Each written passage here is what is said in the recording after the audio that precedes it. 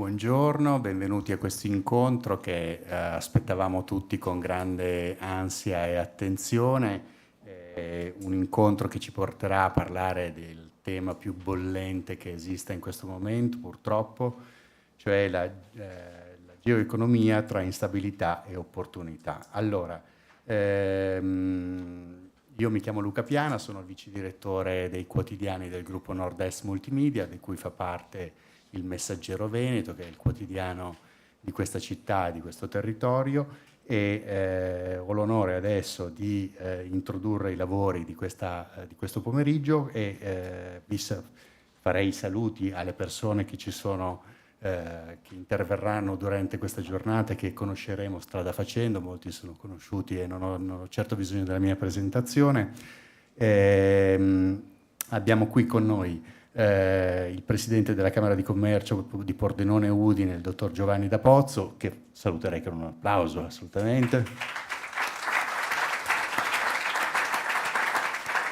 E il presidente della Fondazione Friuli, che è una persona che qui a Udine credo chiunque conosca, Bruno Malattia, che è fresco presidente della Fondazione.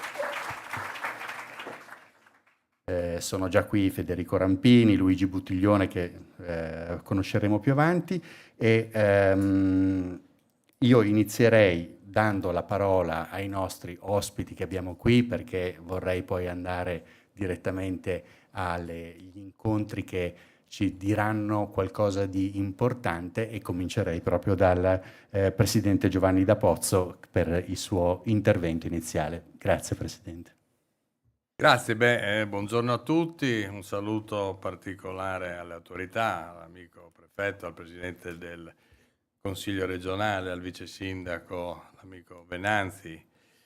Un particolare benvenuto a te, presidente avvocato Malattia, penso come presidente della Fondazione di Udine Pordenone qui a Udine, non so se è la prima uscita, ma se non è la prima qui in Camera di Commercio, e quindi ti ringrazio per la tua presenza, ma un grazie particolare all'amico Rampini, al professor Buttiglione, che sono loro che ci intratterranno oggi su questo tema, geoeconomia tra instabilità e opportunità.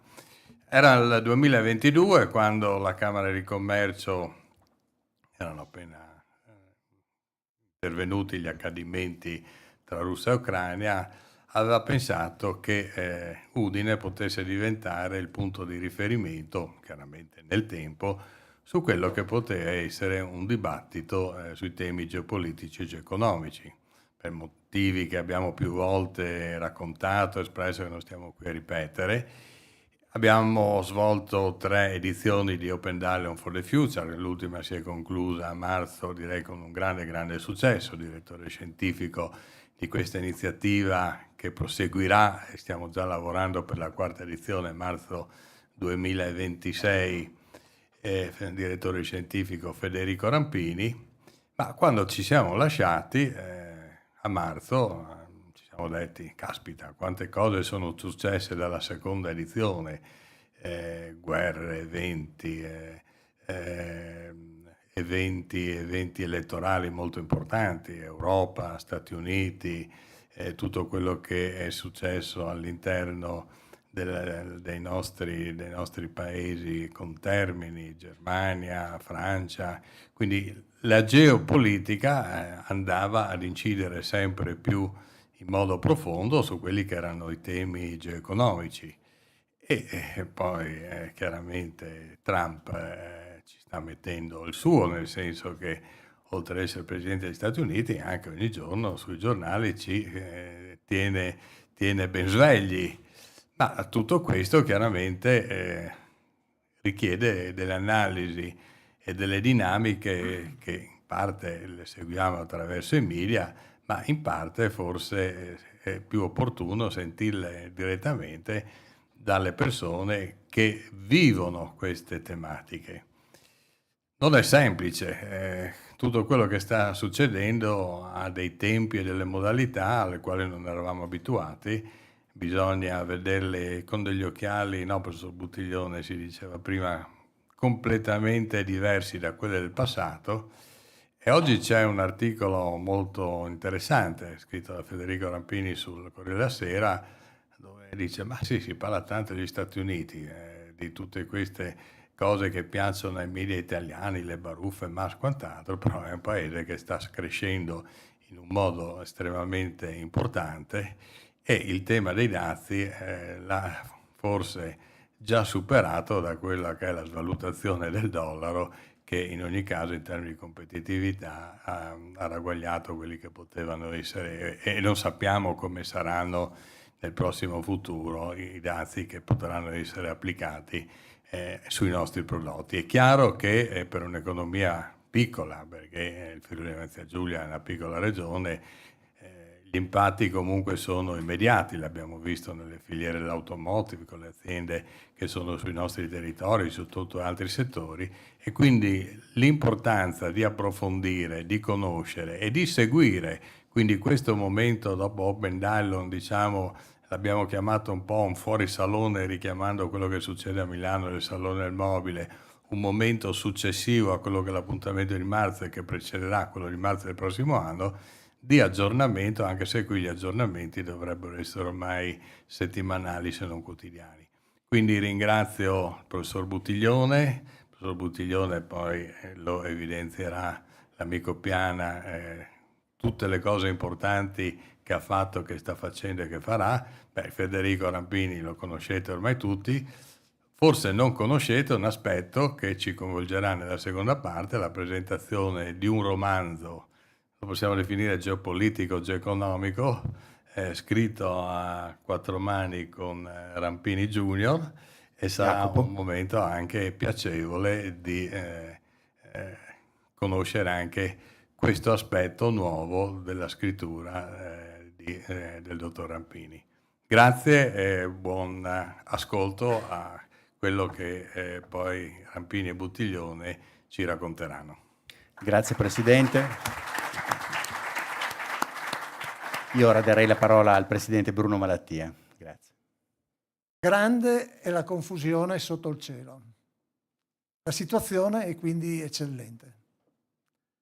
Nel 1960, nel secolo scorso, Mao Zedong aveva fatto proprio questa massima di Confucio e aveva valutato che l'eccellenza della situazione, data dalla confusione, avrebbe consentito agevolmente quella che è stata poi la rivoluzione culturale cinese.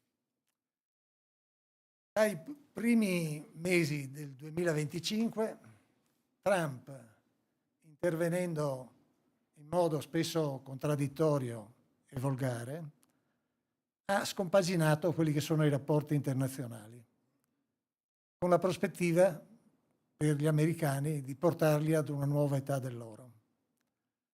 In questo scenario le incertezze sono molte e le opportunità difficili. Certamente siamo in un momento in cui si sta ridisegnando il mondo. Per questa ragione, come diceva il Presidente D'Apozzo, abbiamo d'intesa ritenuto utile organizzare questo incontro che non potrà che suscitare riflessioni e forse anche formulare delle proposte.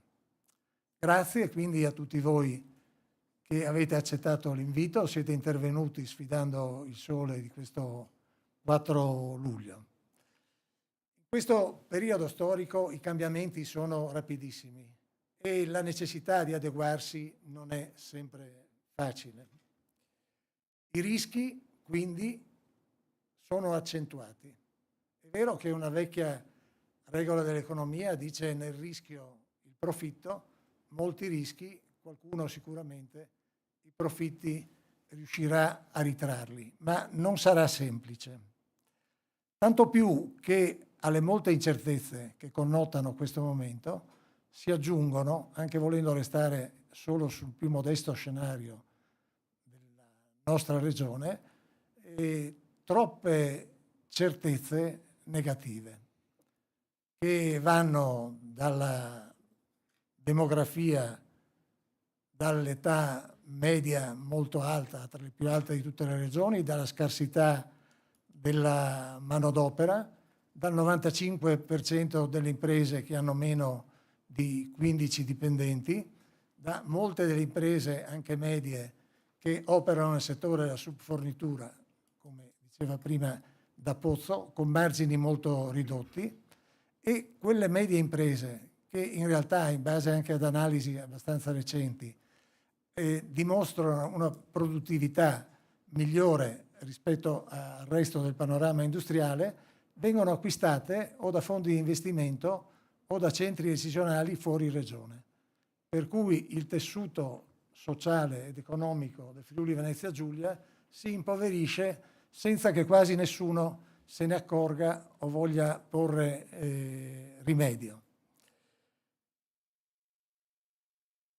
Giovani, molti del Friuli Venezia Giulia, preparati con studi universitari, se ne vanno all'estero.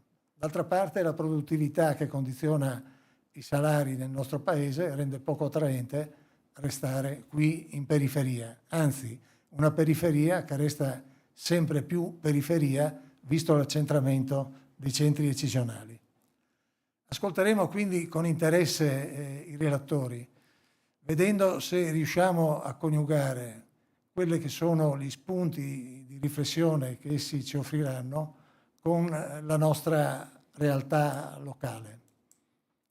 Certamente quello che dobbiamo evitare, dovremo cercare di sfuggirlo, è quello che ciascuno di noi si rifugi nel privato, trovandosi impotente rispetto a cambi così veloci e in qualche modo drammatici. Rifugiarsi nel privato potrebbe essere qualcosa che ci fa ricordare un verso di Lorenzo il Magnifico che dice: chi vuole essere lieto sia, del domani non c'è certezza. Ricordiamocelo. Grazie Presidente. Ho avuto l'onore di conoscere il Presidente soltanto poco fa perché anch'io sono un po' novellino da queste parti e mi sembra che una caratteristica del Presidente Malattia sia quella di andare dritto al punto e quindi io rinnoverei l'applauso che abbiamo appena fatto. Allora, li abbiamo chiamati in causa in qualche modo e quindi diamo la parola, invitiamo per un saluto il vice sindaco Alessandro Venanzi che ci porta i saluti della città di Udine. Benvenuto vice sindaco, al podio per noi, grazie. Sono giusto? Sì. Mi rubo qualche minuto per un doveroso saluto e un ringraziamento a tutte e tutti voi. Mi permetto di partire dal Presidente da Pozzo che ci ha regalato questa bella occasione. Saluto anch'io l'avvocato Malattia, neopresidente di una fondazione che contribuisce in maniera importante allo sviluppo del nostro territorio. Gli auguro ovviamente buon lavoro, promettendogli sin da subito l'ampissima collaborazione della città. Ringrazio il Presidente da Pozzo perché tramite questa occasione rafforza quello che assieme al professor Rampini, che saluto con cordialità, ha messo in piedi da qualche anno, che è Open Dialogue, una manifestazione importantissima che ha consentito e ha regalato alla nostra città un'opportunità importante, quella di uscire dalla nicchia territoriale e di cominciare a immaginare anche qui degli scenari che mettono nelle condizioni, qua ne vedo molti, il mondo economico, il mondo produttivo, il mondo lavorativo, per cercare di governare un cambiamento sul quale possiamo incidere poco noi da soli, ma evidentemente del quale dobbiamo tenere conto. E l'avvocato Malattia ha citato un tema credo molto importante e lo ringrazio, che è il tema del cambiamento demografico, perché se ne parla, ma se ne parla credo fin troppo poco. E allora guardando ai dati, questo è un tema che abbiamo affrontato anche recentemente, i dati del Friuli dicono che il 27% dei cittadini è over 65, la stima del 2040 è il 37%.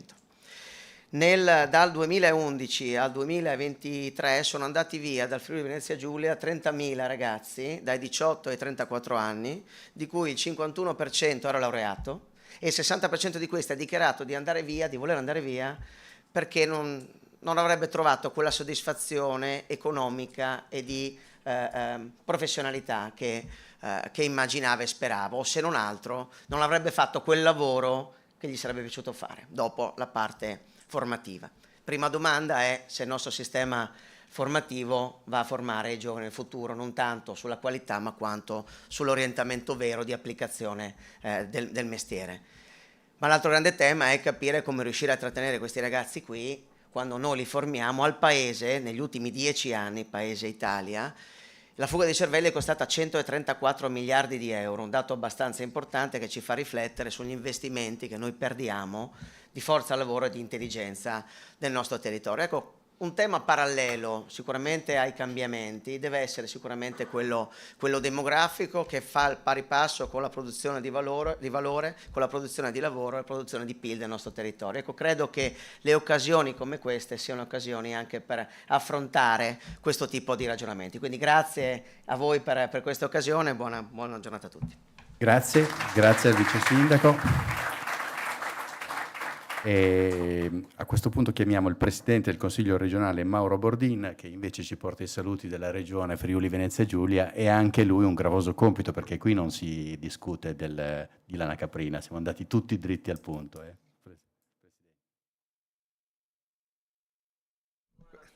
Qui è il piccolo tutto va meglio, l'altezza qui mi frega. No, io porto con piacere il saluto del Consiglio regionale, tra l'altro sono accompagnato dai consiglieri Pozzo, Budai e Maurmair, e naturalmente anche del Presidente Federiga e quindi della Regione Friuli Venezia Giulia, e faccio i complimenti al Presidente da Pozzo, al Presidente Malattia, per aver organizzato questo momento di confronto e di approfondimento che credo sia assolutamente interessante. Alcuni spunti sono già stati illustrati. Io credo che effettivamente viviamo un momento molto delicato, molto particolare e anche indecifrabile.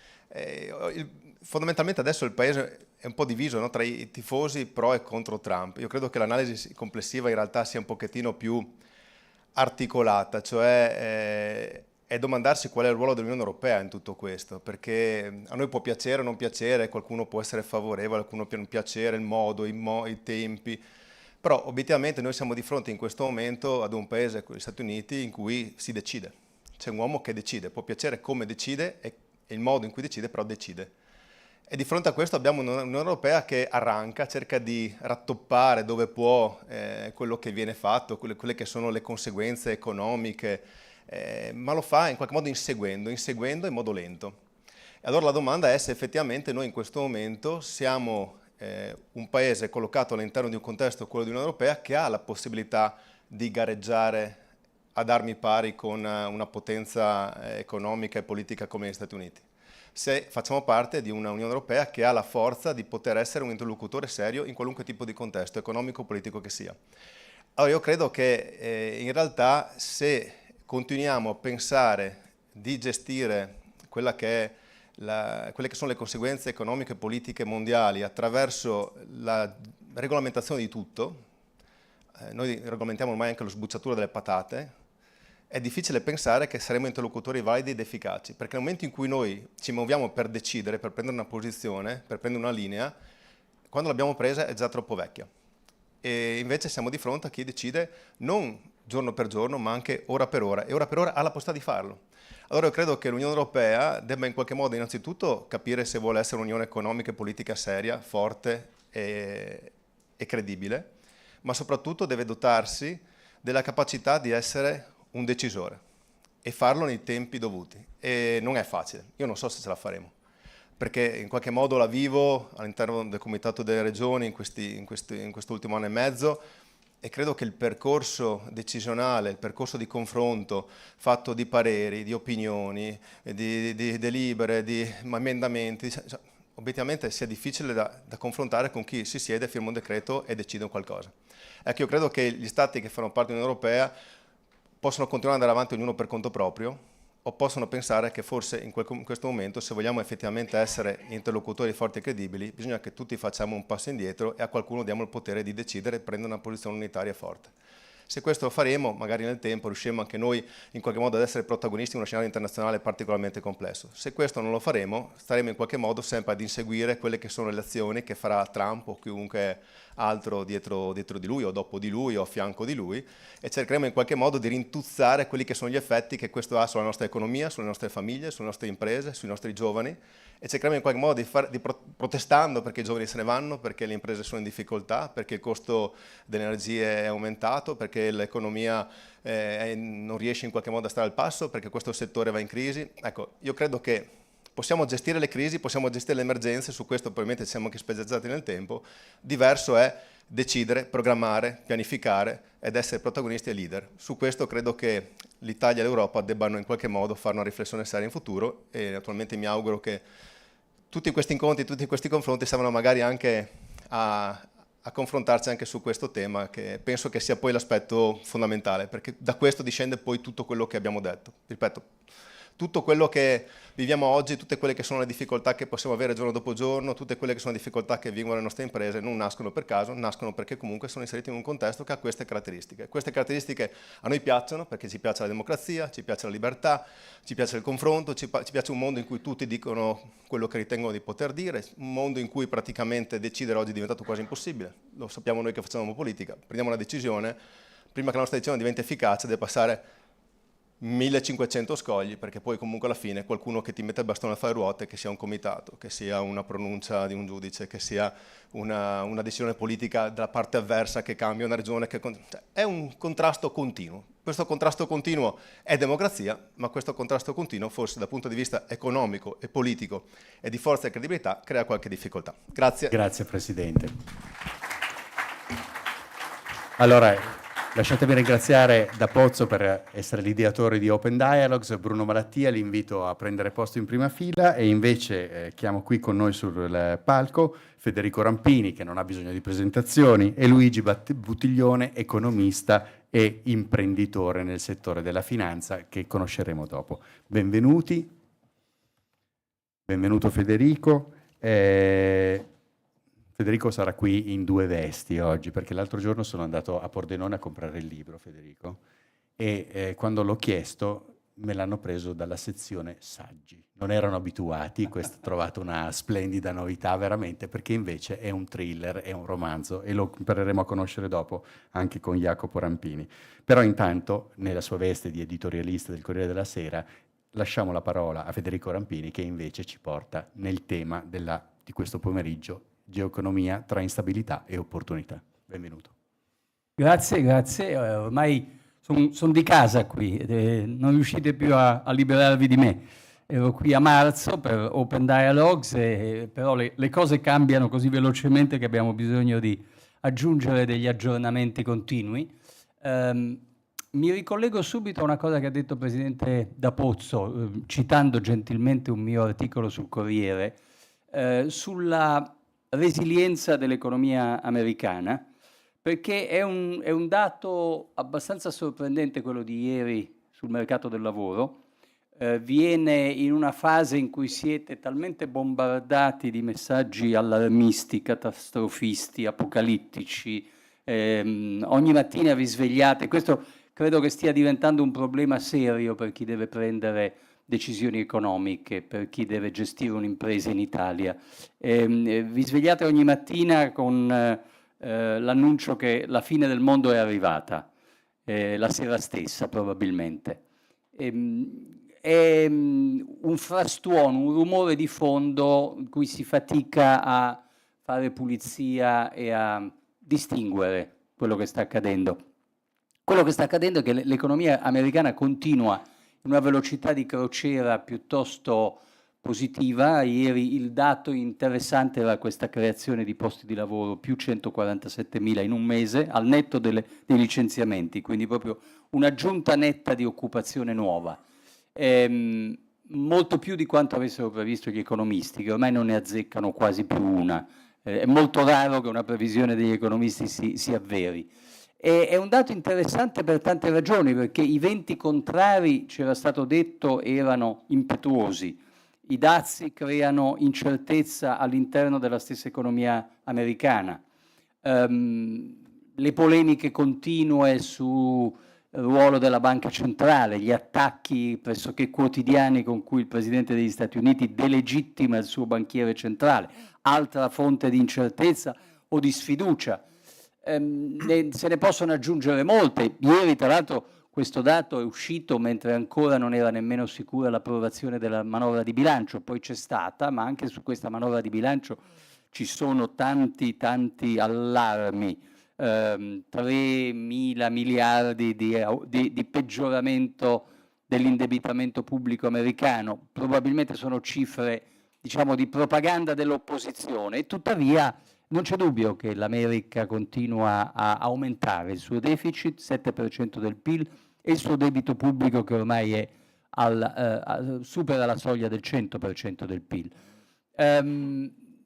Neanche questo però sembra in grado di alterare veramente la fiducia verso l'economia americana. Abbiamo un segnale che potrebbe essere interpretato come un inizio di sfiducia, il calo del dollaro, sì. Però il calo del dollaro è un calo fortemente desiderato da chi governa Washington, è un calo in buona parte manipolato. Siamo in un'altra dimensione della guerra commerciale, che è la svalutazione competitiva.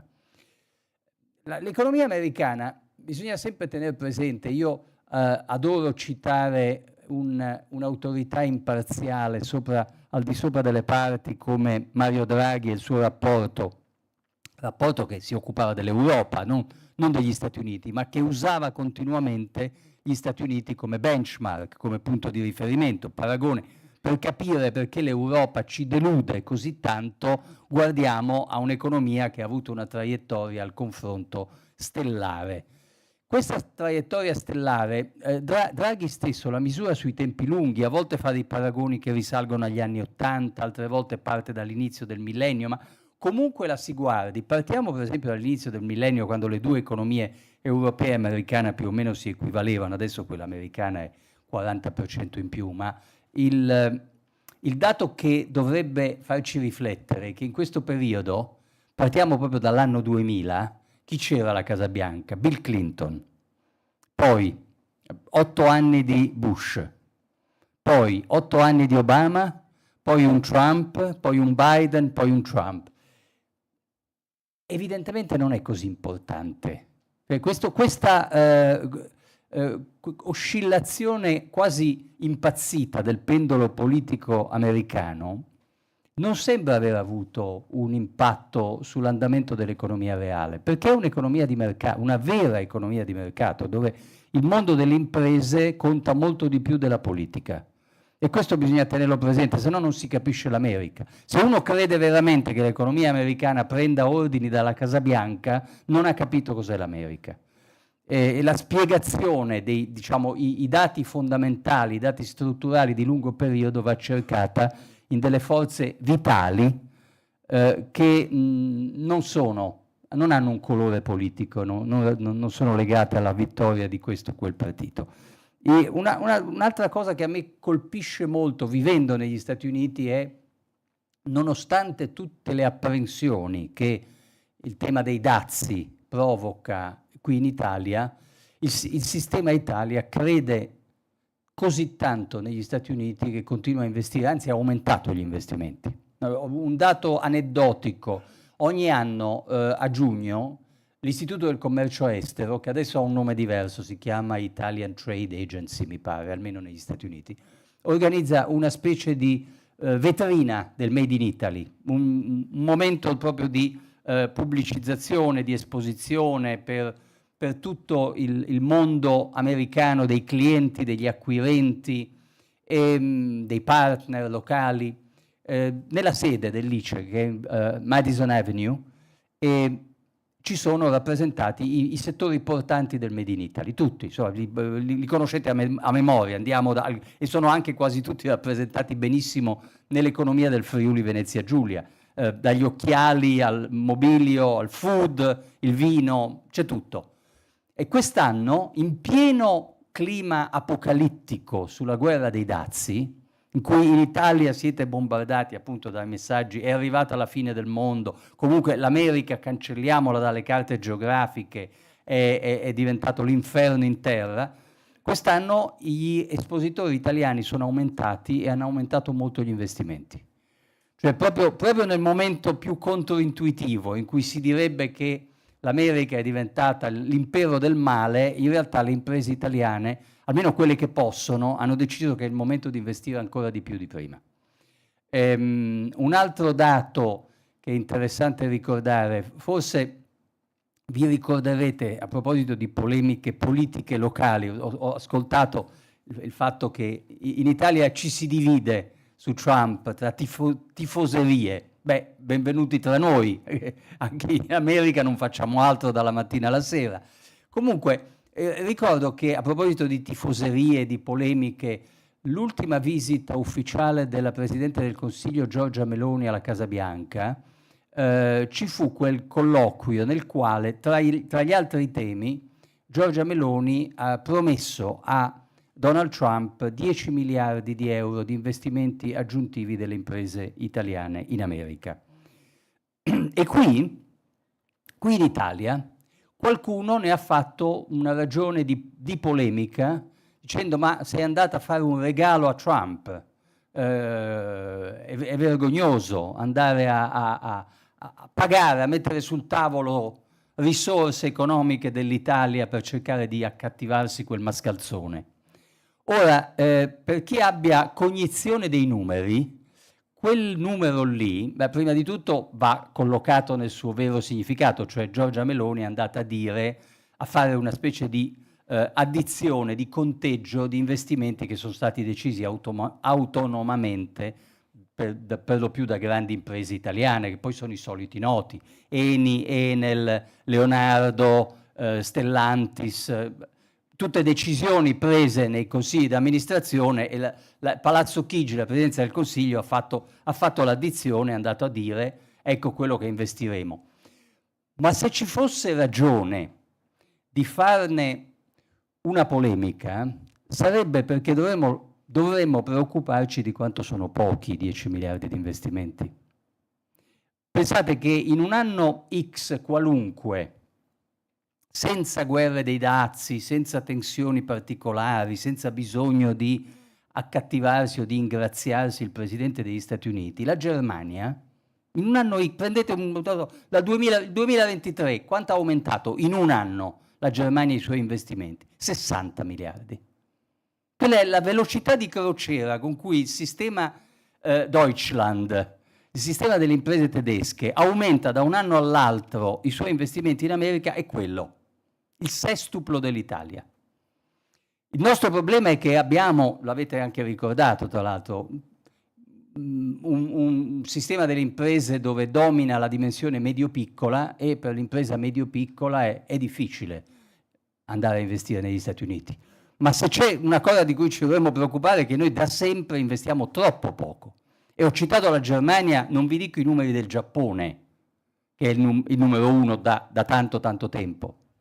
Da quando un certo Ronald Reagan disse ai giapponesi: o venite a produrre qui oppure non esportate.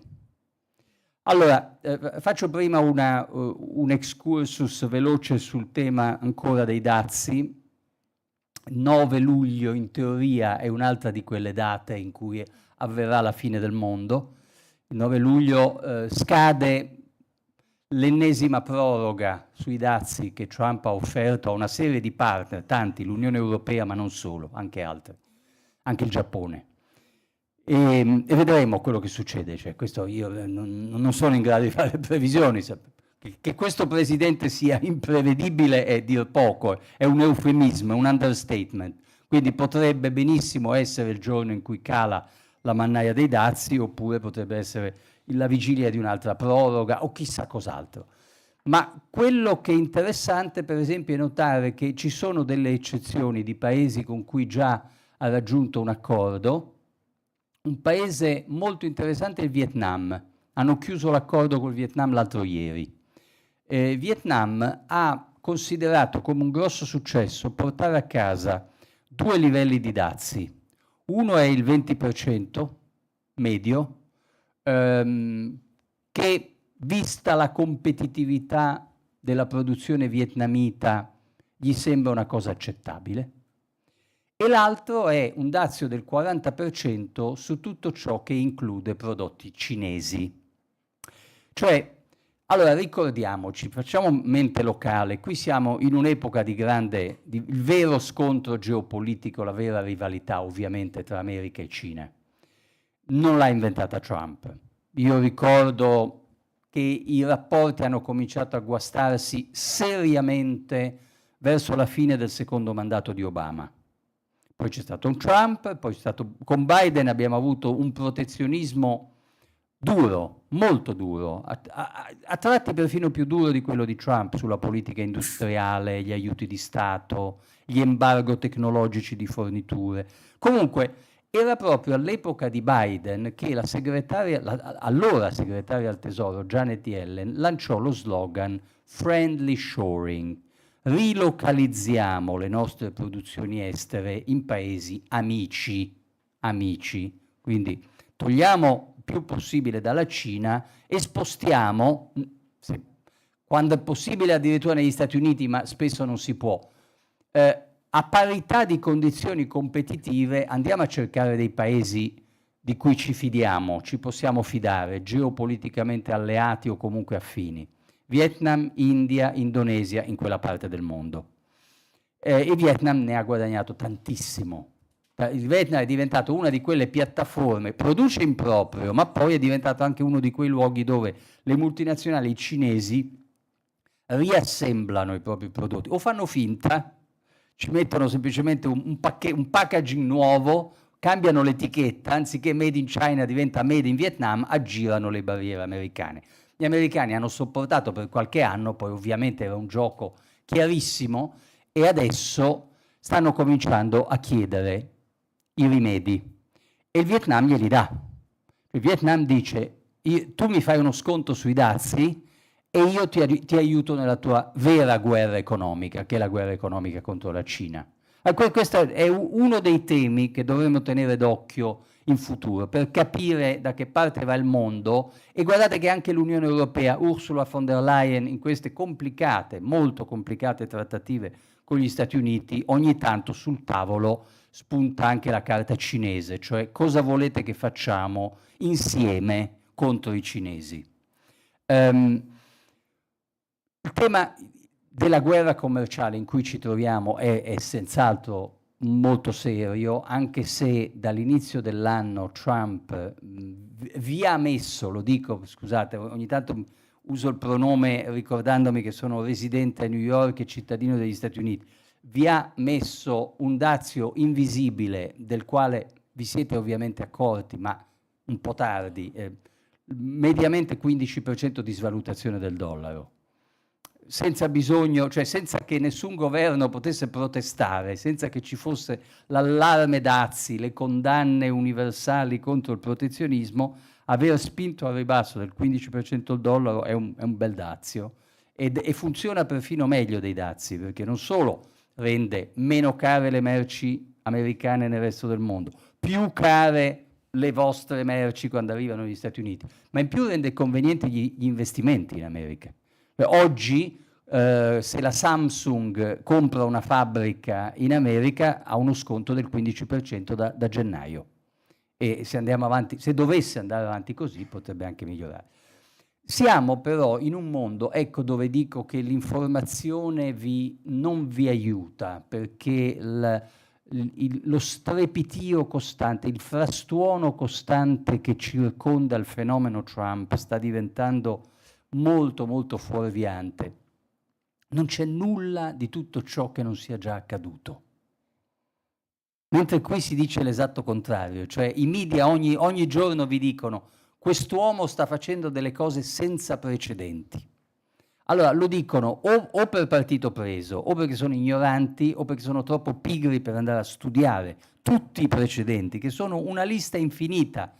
La svalutazione competitiva comincia con un certo Richard Nixon nel 1971, che fa delle cose che se le facesse oggi Trump sarebbe da legge marziale, dichiarazione di guerra contro gli Stati Uniti. Cioè, quando Nixon dichiara l'inconvertibilità del dollaro nel 71, distrugge un sistema, un ordine internazionale monetario creato da Franklin Roosevelt nel 1944 a Bretton Woods, che aveva garantito la stabilità dei cambi, i cambi fissi, delle certezze.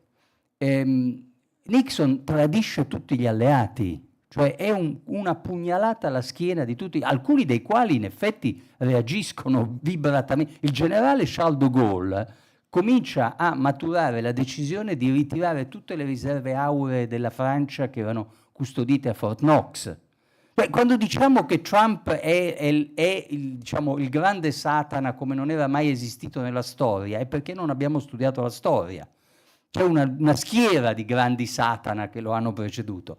Nixon poi mette anche dei dazi contro il Giappone, perché che era la Cina di allora. Poi arriva Reagan.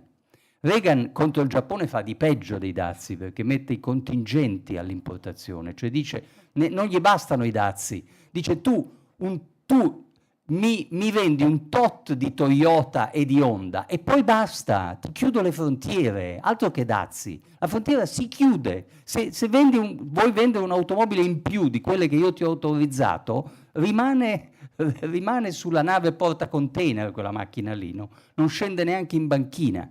E in più Reagan, a proposito di svalutazioni competitive, usa un braccio di ferro, dispiega tutta la potenza contrattuale e i rapporti di forza smisuratamente a favore dell'America per costringere le due banche centrali più importanti fuori della sua, cioè la Bundesbank e la Banca del Giappone, a due mega rivalutazioni del Deutschmark e dello Yen nel 85, patto del Plaza a New York, e febbraio 87, patto del Louvre a Parigi.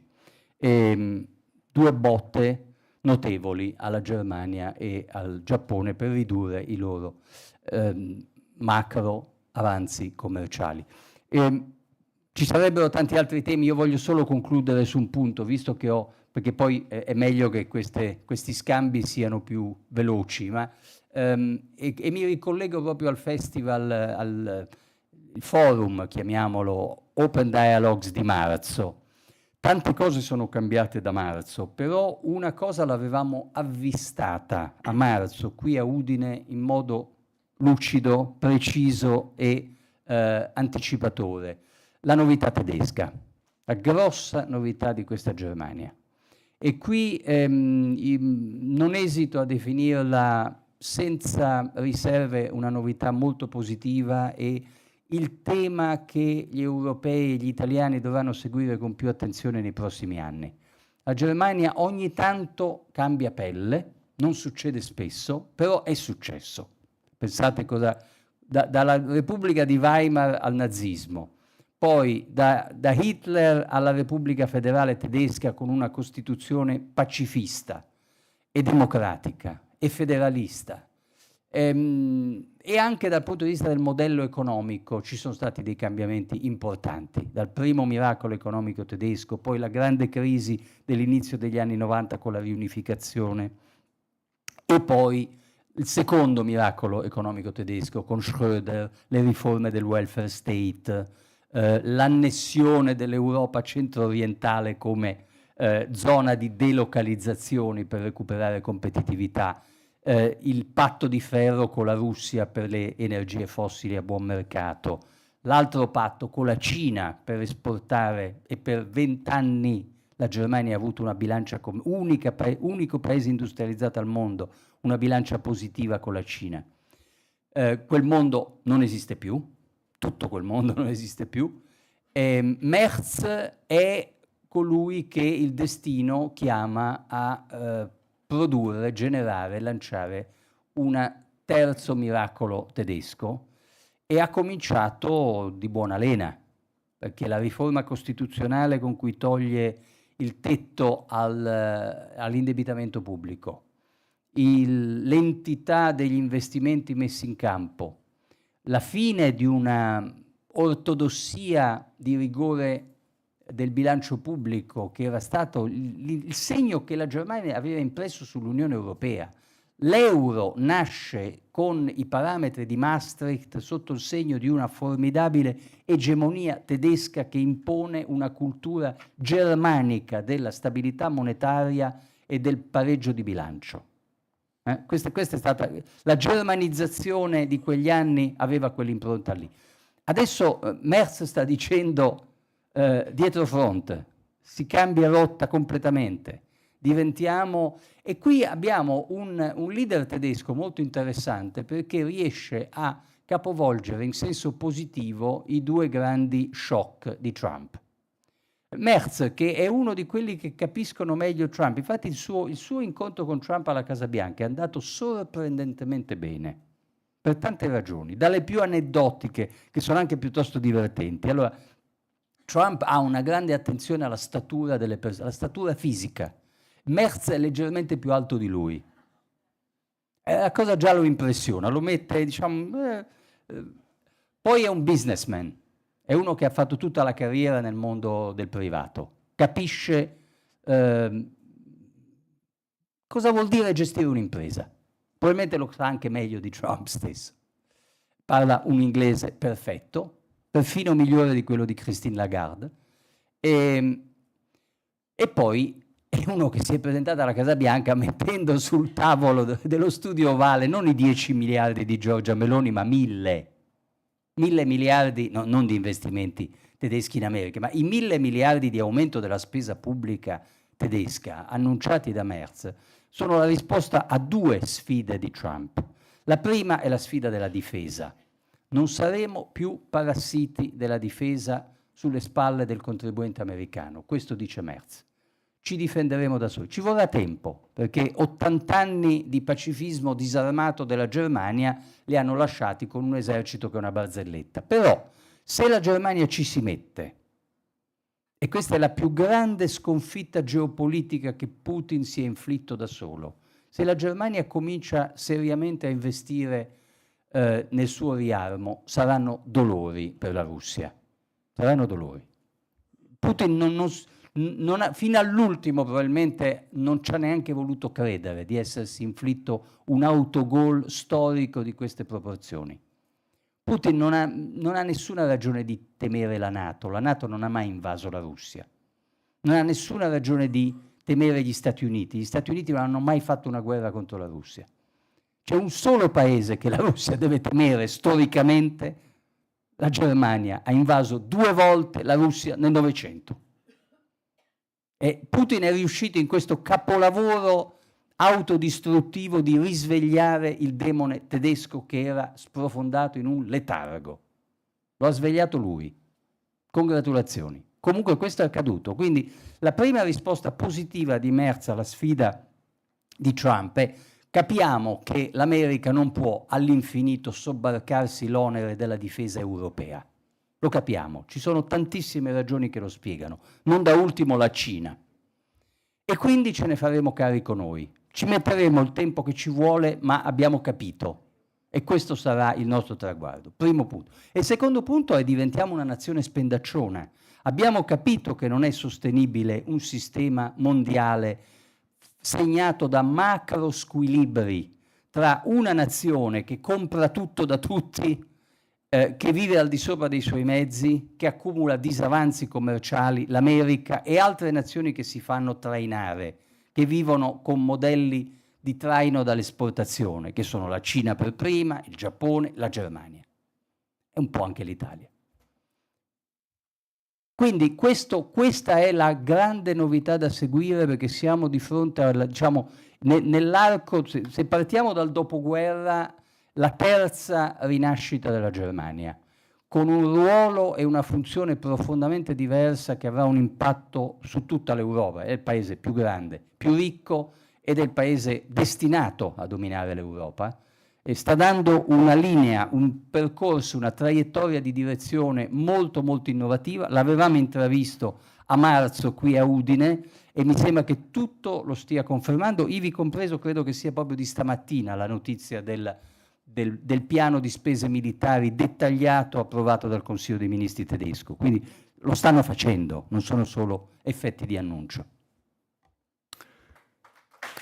Grazie Federico Rampini, come sempre ricchissimo di spunti e molto stimolante il tuo intervento, grazie Federico. Adesso passiamo a un altro tipo di approccio, perché Luigi Buttiglione è cresciuto in Banca d'Italia, è un accademico, poi è diventato imprenditore nel settore della finanza, ha creato una sua boutique di investimento che si chiama, perdonatemi, LB Macro, dove LB immagino che stia per Luigi Buttiglione, giusto? Perfetto.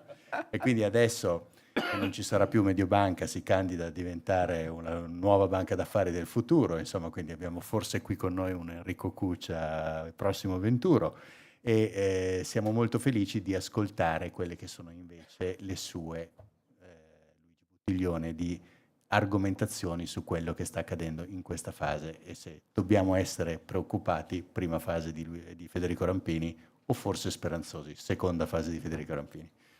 Benissimo, grazie dell'invito e devo dire, quando sentivo anche le introduzioni interessanti, in genere le introduzioni ai convegni, congressi, riunioni sono sempre abbastanza noiose. Come le ho detto qui a Udine non c'è mai niente di noioso. E devo dire questa volta non è stato così, perché ci sono state citazioni di Lorenzo il Magnifico, istanze molto dirette, quindi devo dire un po' vi tirate un po' troppo la zappa addosso, secondo me. Cioè, l'impressione è molto diversa rispetto a quella che almeno in parte dipingete di un posto vecchio da cui i giovani vanno via. A me sembra che l'immagine che anche si abbia al di fuori del Friuli sia molto più dinamica di quello che pensiate. E devo dire, da italiano all'estero ormai da tantissimi anni, devo dire, senza eccedere di piaggeria, ma magari l'Italia fosse questa, devo dire. No? Non sono convinto che tutti se ne andrebbero. E, parlando anche un po' di temi di cui dobbiamo parlare oggi, cercherò un po', infatti è interessante perché avrei pensato quasi che ci fossimo coordinati con Rampini, perché vedevo un po' le mie note coincidono con molti dei punti che lui ha trattato. Li tratterò solo un po' come diceva Piana, un po' magari da un'ottica diversa, un po' da economista, un po' da, tra virgolette, da finanziere, però alla fine i punti saranno simili, così poi possiamo anche dibattere. Devo dire subito che non ci sono grosse divergenze, però magari può essere utile, ripeto, guardare questi argomenti da due prospettive diverse. Facciamo un po' come tanti anni fa mi ricordo una trasmissione di Arbore, c'era Catalano che diceva la prendiamola poi alla fine 20 minuti fa, no? Prendiamola un pochino alla lontana, ma non lontanissima. Cioè andiamo a pre-Trump, perché tutti quanti stiamo parlando di quello che è successo, che si è verificato adesso. E poi parleremo anche della Germania, perché lì forse ho un'ottica un pochino diversa. Non voglio andare a ricordare Andreotti che amava talmente tanto la Germania da volerne due, però devo dire qualche cosa forse lì sul riarmo tedesco e anche sul tipo di busta all'economia che vogliono dare, magari la proporrò. Ma diciamo gli ultimi, il pre-Trump, che poi appunto Trump è veramente di ieri, 20 anni precedenti, senza andare troppo all'indietro, erano stati 20 anni in cui fondamentalmente in Europa ci si è occupati dell'euro. Poi se volete qui anche nel dibattito si può un po' parlare di questo, perché diciamo, purtroppo meno male, ma diciamo, sono stato protagonista di quel processo proprio di entrata dell'Italia nell'euro, perché ho scritto io il piano di entrata, però proprio perché l'ho scritto io poi me ne sono andato. Perché sapevo che cosa ci fosse dietro. Però diciamo, in questi 20-30 anni, ultimi 30 anni, mentre l'Europa si occupava di questa unione, diciamo, monetaria e io direi anche molto più economica, la chiamerei burocratica, perché di economico ha molto poco questa unione che è stata fatta, e su questo magari ci tornerò. Ci tornerò solo perché è molto importante ed è proprio quello. Proprio ricordo appunto alcuni degli interventi fatti anche prima del nostro, che parlava di questo bisogno di Europa, ma in realtà questa Europa non c'è. Cioè è inutile che parliamo di qualcosa che non esiste, è fatta di persone di basso livello. Ora non so, vedremo Merz che cosa farà, ma tutti gli altri nomi che sono stati fatti sono persone che sono quelli che uno a scuola vedeva all'ultimo banco, devo dire, insomma. Quindi diciamo, non avrei grandi speranze su quelle persone. Però diciamo, mentre l'Europa quindi si occupava di questa unione monetario-burocratica, l'America in realtà investiva e produceva, e quindi quello che è successo è che in fondo fino al 2007 più o meno questi due diciamo, giganti dell'economia mondiale si comportavano in maniera abbastanza simile. Come ha detto giustamente Rampini, poi se vogliamo proprio dal 2008 ad adesso, si sono completamente divaricati. L'Europa continua, se leggiamo appunto i media, lei ce l'ha, o lei o tu hai parlato degli economisti, anche io devo dire sui giornalisti, anche tu te la sei presa sia con gli economisti che con i giornalisti, un po' con tutte e due. E tra parentesi io avevo previsto 150.000. Attenzione che se allontana la bocca dal... Dico, avevo previsto 150.000, un aumento di 150.000 per Rolls, quindi per me è stata una buona giornata ieri. Però dicevo, insomma, l'Europa si occupava di queste cose, l'America produceva, investiva, e la realtà è stata che negli ultimi 15 anni il PIL degli Stati Uniti è aumentato in dollari, proprio a parità di condizioni, di circa, dipende dal 50 al 60 al 70%, diciamo, ma di un ammontare enorme. Quindi gli europei continuano a pensare di essere un gigante come gli Stati Uniti, non lo sono, cioè non lo sono più. Anzi, poi ora qui parleremo, quando parlerò di cambi, parlerò un po' più come, diciamo, di queste 3 mega aree mondiali, ce n'è una che è chiaramente più piccola e più debole delle altre, ed è proprio quella che ha visto il suo cambio apprezzarsi negli ultimi 2-3 mesi. E qui gli europei, anche qui, devo dire, qui parlo un po' anche come mercati finanziari, i miei clienti sono le più grandi banche o hedge fund del mondo, e tutti sono sorpresi da come gli europei siano pure contenti di questo. Cioè la Lagarde l'altro giorno ha detto sì, questo è un sintomo di fiducia dei mercati. È incredibile come questa gente sia in quelle posizioni e non capisca assolutamente nulla. È un problema enorme, non c'è niente da ridere, devo dire. E invece lei ne sorrideva di questa cosa. Quindi l'America completamente aveva preso quest'altra, una deriva fortemente più dinamica rispetto a quella europea, soprattutto è qui legata sia all'andamento proprio della produttività. Produttività vuol dire praticamente quanti beni per addetto vengono prodotti, quantità, che già è molto importante, ma non è solo quello. Di produttività si parla molto giustamente, e ora anche quello ne parlerò anche per il nostro paese, ma non è solo un problema di produttività, è anche di che cosa si produce. L'America in questi 15-20 anni ha cominciato a produrre beni e servizi, per usare una terminologia che usano gli economisti, a molto più alto valore aggiunto, quindi che costano molto di più, cioè che valgono molto di più, e quei prezzi aumentano molto di più. Quindi si è arricchita molto di più, mentre diamo un po' di colore, mentre in Europa, anche nel nostro paese, ci si accontenta del fatto che si sta creando molta occupazione per produrre pizze per i turisti, e quelli producevano, prima la venuta la rivoluzione internet, poi ora in questo momento c'è l'AI, insomma tutte dinamiche, quindi non solo producendo di più, ma anche beni e servizi che valevano molto di più. E qui sono assolutamente d'accordo con quello che diceva Rampini, e questo si è verificato senza nessun riguardo per quali fossero i presidenti che si succedessero in questo periodo, democratici, di sinistra, repubblicani, di destra, old fashion, new fashion. È un sistema che ha preso ad andare in questa maniera, è un sistema fatto di quello che in italiano non è la parola giusta, educazione, di education, cioè quindi fatto di cultura, di università, di ricerca, di sviluppo, di grandissima flessibilità del mercato del lavoro, e al di là del mondo politico di fortissima meritocrazia. Tutti beni, devo dire, che sono scarsissimi in Europa.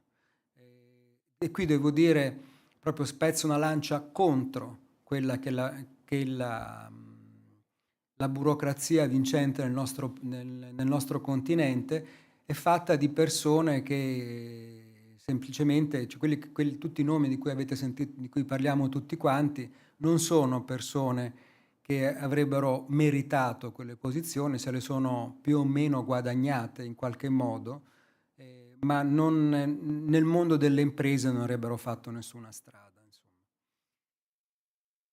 Arriva Trump. E che cosa fa? Trump prima di arrivare dice aumento le tariffe, quindi non è una sorpresa degli ultimi mesi, l'ha detto prima, ho un programma di espansione fiscale, l'ha detto prima, e quello che succede quando Trump fa questi annunci prima e poi di fatto viene eletto, la borsa americana salgono le aspettative sull'America, sale il dollaro. Quindi, ed è, tra virgolette, qualcosa che qui dal punto di vista della teoria economica è pienamente giustificata.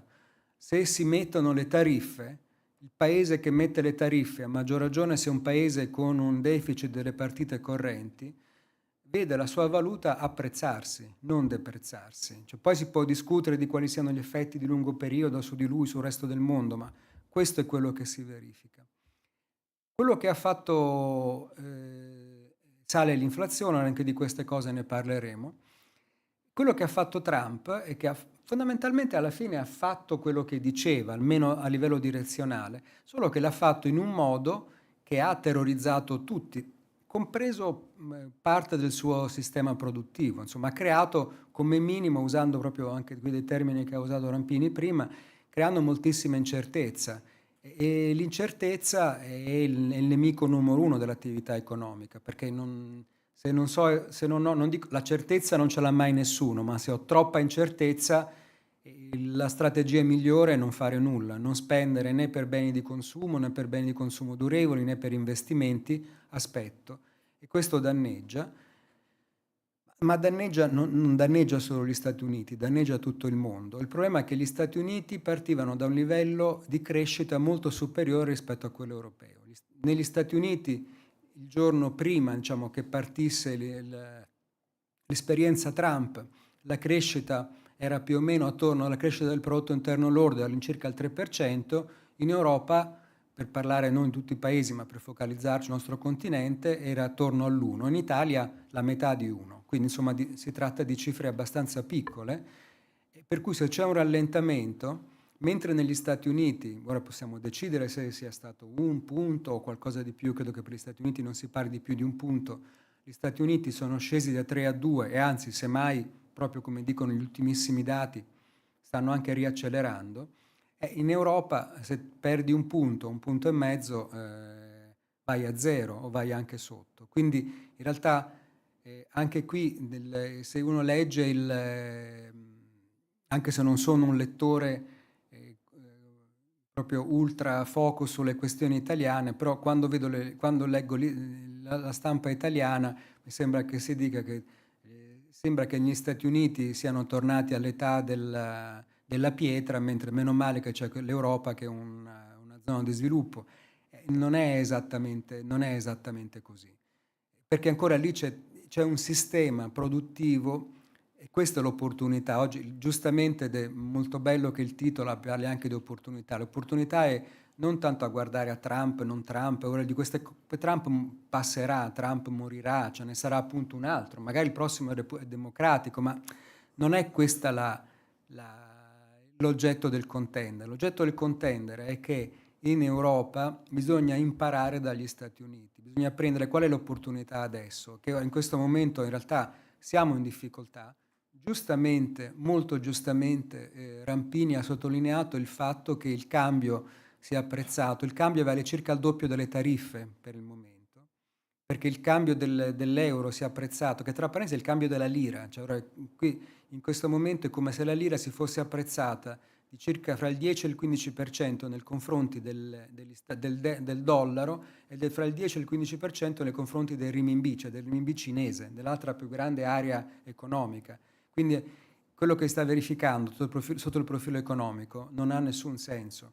La ragione per cui quando Trump ha spaventato il mondo per il modo in cui ha fatto le cose, il dollaro si è deprezzato, un po' perché sicuramente l'amministrazione americana ha piacere che questo si verifichi, Ma la ragione fondamentale per cui questo si è verificato, e infatti non so neanche fino a che punto durerà, perché va contro quelli che sono i fondamentali economici, è perché fondamentalmente i gestori delle grandi riserve mondiali, cioè soprattutto i paesi asiatici, si sono spaventati e hanno pensato, beh, se in questo paese forse non vale più la cosiddetta rule of law, cioè se la certezza del diritto non c'è più, perché non mi confischeranno le riserve un giorno o l'altro? E per un gestore di riserve questo è di un'importanza fondamentale. Il rendimento conta molto, però anche il rischio. Io in genere tendo a mettere, se sono una banca centrale, come anche la Banca d'Italia dove lavoravo tantissimi anni fa, la prima cosa che voglio fare quando investo le mie riserve è mettere in un posto in cui sono sicuro. E qui devo dire anche gli stessi europei hanno aperto un vaso di Pandora, non di Pandora, alcuni anni fa quando hanno confiscato le riserve russe. È stata la prima volta che è stato fatto qualcosa del genere. Quindi ora questo rischio non viene visto come un rischio così impossibile. E questo è qualcosa, quindi quelli che hanno venduto soprattutto dollari sono stati questi soggetti. Poi ci si accodano sempre, qui parlo appunto per la mia esperienza, insomma gli hedge funds, o anzi investitori più di breve periodo, ma quello è stata la sostanza. Ma ripeto, quindi non l'hanno fatto perché hanno visto nell'Europa la nuova mecca degli investimenti internazionali, semplicemente si sono preoccupati per gli Stati Uniti. Però questo appunto per l'Europa ha generato quello che si dice una restrizione delle condizioni finanziarie e questo è molto importante.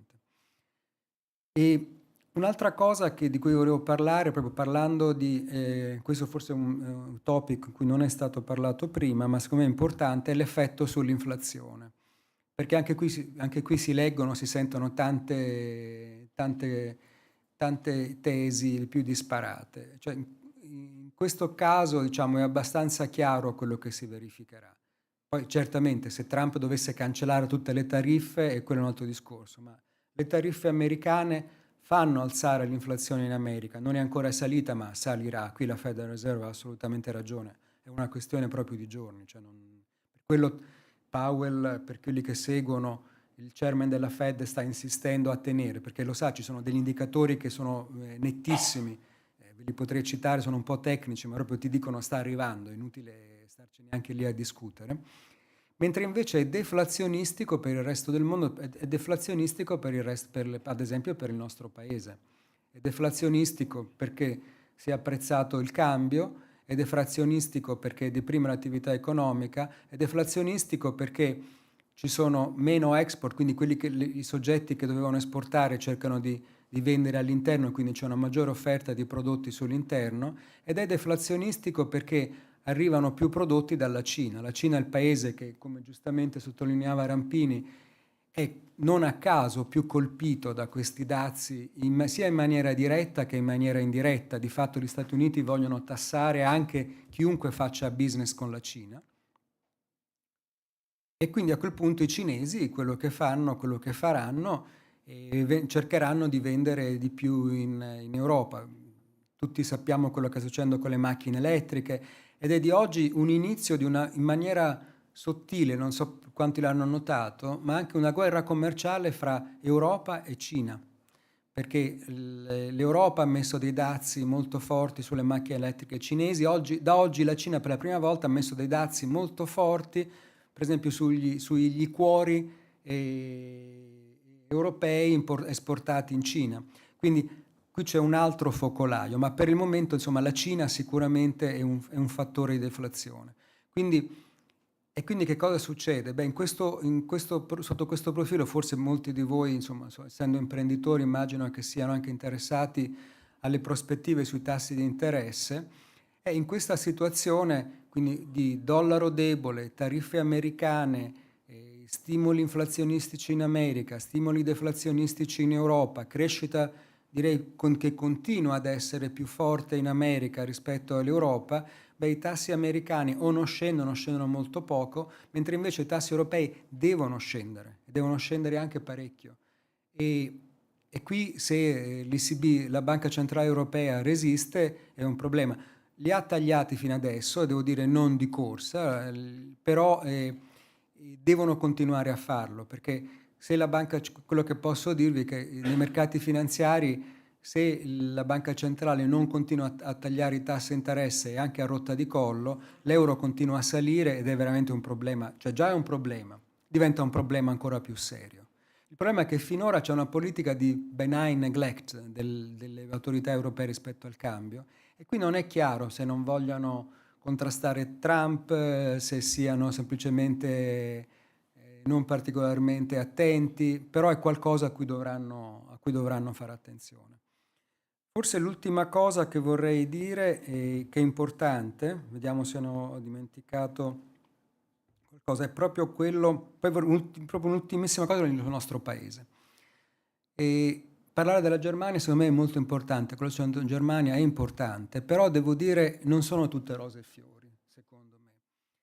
Io capisco dal punto di vista tedesco perché Merz stia facendo questo, chiaramente la Germania è uno stato recessivo ormai da tempo, è uno stato anche letargico, e c'è una sveglia che viene data, però è una sveglia diciamo molto tradizionale, cioè non c'è niente di... La ragione per cui la Germania ha stagnato o è andata in recessione per così tanto tempo non è tanto o non solo questa sbagliatissima ortodossia economica che poi appunto si studia solo sui libri economici tedeschi, perché non si studia da nessun'altra parte al mondo, ma sostanzialmente perché proprio il supply side, il lato dell'offerta, anche quelle delle imprese, proprio quei settori dove è più forte gli Stati Uniti, quindi l'educazione, la flessibilità dei mercati, la dinamicità, sotto tutti questi profili la Germania è veramente in uno stato catatonico. Ed è una scommessa, vediamo se questo stimolo fiscale la risveglierà o no. È uno stimolo molto tradizionale, d'accordo alle infrastrutture, eccetera, però è un'ultima cosa che, tra parentesi, proprio andando indietro nella storia, qui parlo anche proprio della storia da me vissuta in prima persona quando ero in Banca d'Italia, quando c'è quello che si chiama uno shock asimmetrico tedesco, non è necessariamente qualcosa di buono. Questi sono i momenti in cui uno capisce perché un'unione monetaria senza un'unione fiscale non funziona. E in questo momento c'è un paese che è un paese ricco, quantomeno ha pochi debiti, e quindi vuole fare qualcosa e la fa per conto proprio e non gliene frega assolutamente niente tutti quanti gli altri. E questo, se ci fosse unione fiscale, non sarebbe fatto, perché quello che fai in un paese devi farlo più o meno da tutte le altre parti, insomma, non funziona così.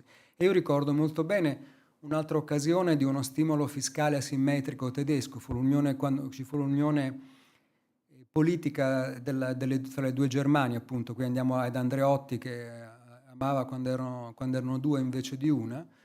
E ricordo anche che ero in Banca d'Italia e quello in parte ha anche segnato positivamente la mia carriera, perché c'erano nel paese, anche all'interno della Banca d'Italia, c'erano entusiasmi per questa unione monetaria, unione fiscale tedesca all'interno della Germania, e quindi lo stimolo fiscale che la Germania avrebbe fatto per l'unificazione.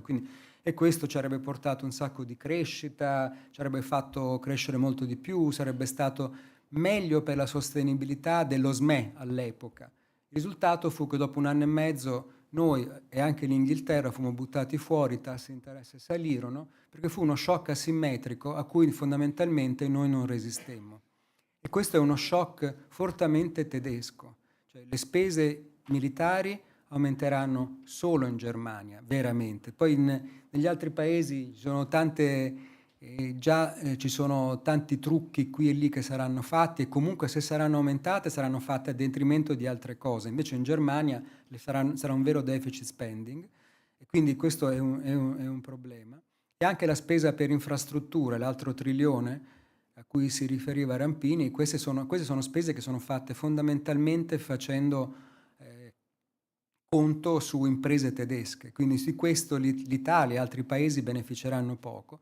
Quindi bisogna stare molto attenti. Già prima che ci fosse Trump in gioco, infatti noi proprio sui mercati finanziari, proprio noi sottolineavamo proprio i rischi del cosiddetto crowding out. Cosa vuol dire crowding out? Vuol dire che a causa della spesa tedesca stavano salendo molto i rendimenti in Germania, in alcuni giorni sono saliti anche di 20 punti base i rendimenti dei Bund, si stava apprezzando l'euro, che è la valuta anche dell'Italia, quindi era come se, ho scritto anche un articolo sull'Espresso tempo fa, era come se, diciamo, gli italiani stessero pagando almeno in parte questo stimolo tedesco. Quindi questa è economia, e qui bisogna starci molto attenti quando uno fa queste cose, perché l'approccio semplice è questo porterà a più domanda in Italia, forse, ma ci sono anche molti costi.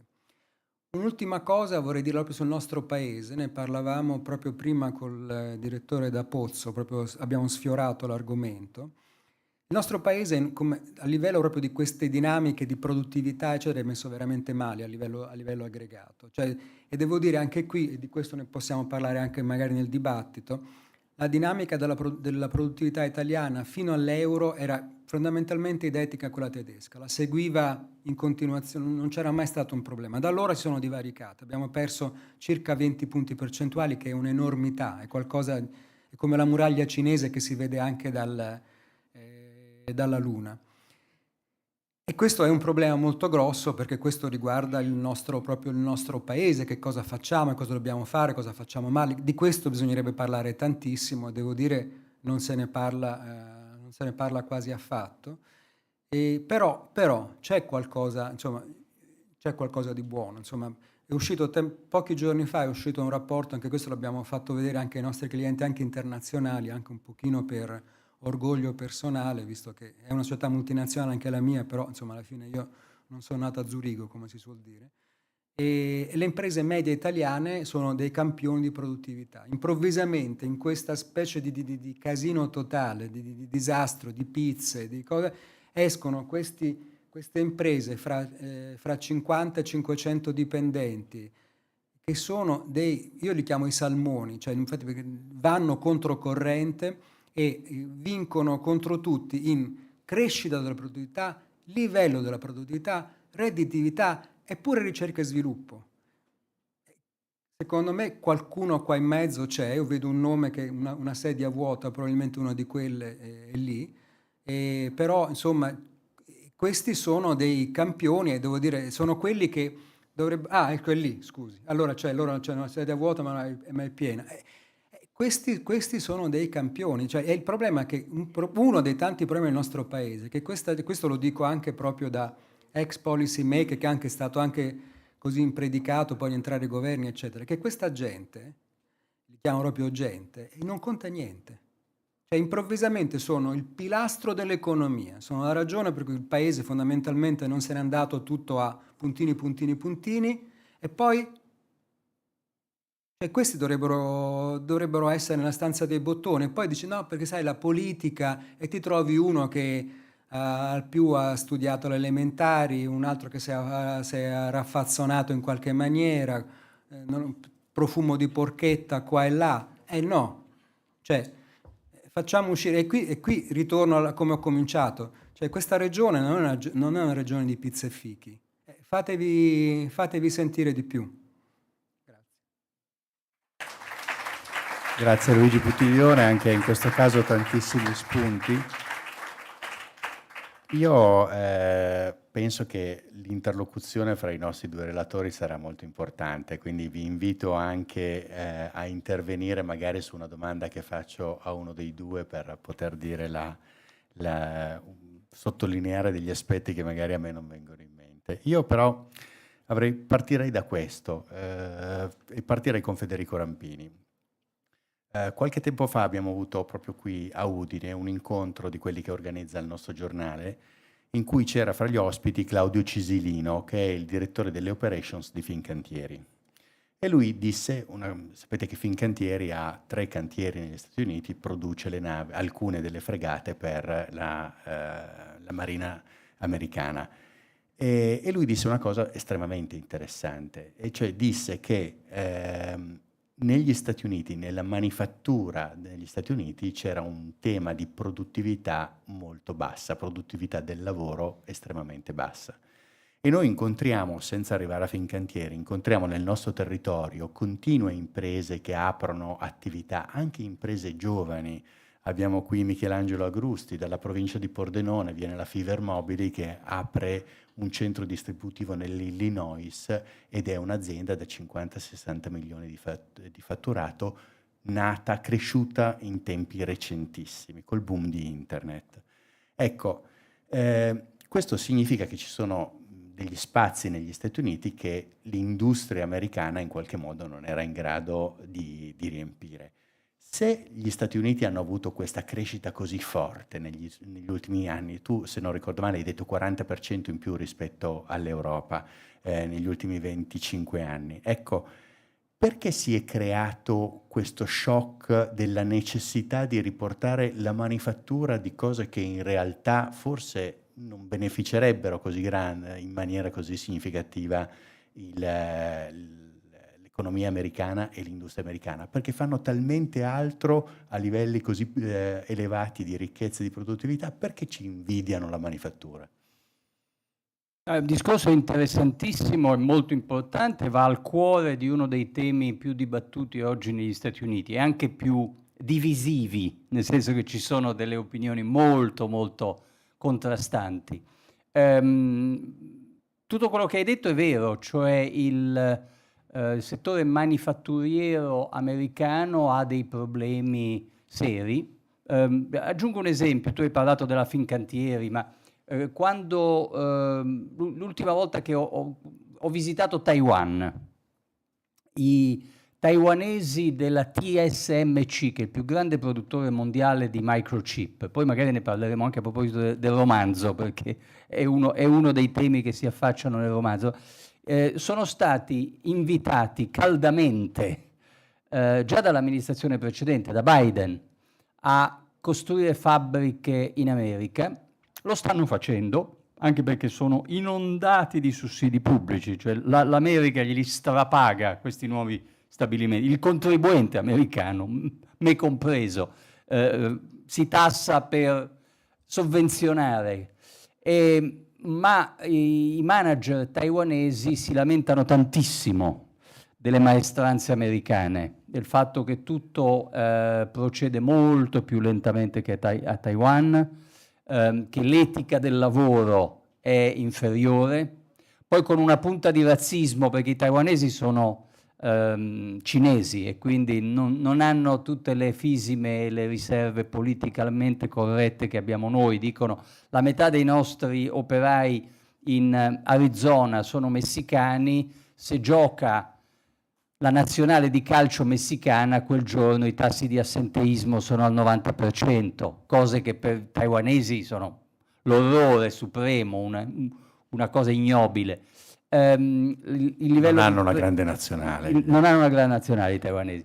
Il livello di formazione delle maestranze lascia molto a desiderare. Allora, tutti questi problemi in genere portano a dire, ma quello che dicevi tu, cioè implicito, chi glielo fa fare a Trump di tentare di reindustrializzare un paese dove mancano la classe operaia, oppure se c'è non è abbastanza preparata e formata. Insomma, si torna allora al piano A, il piano A dei 30 anni dell'età dell'oro della globalizzazione, il tempo, diciamo, Bill Clinton alla Casa Bianca, no? L'epoca in cui ci si raccontava una favola meravigliosa, solo positiva sulla globalizzazione. Noi americani siamo diventati così ricchi che non ce ne importa più niente di fare mestieri operai, lasciamoli fare ai cinesi.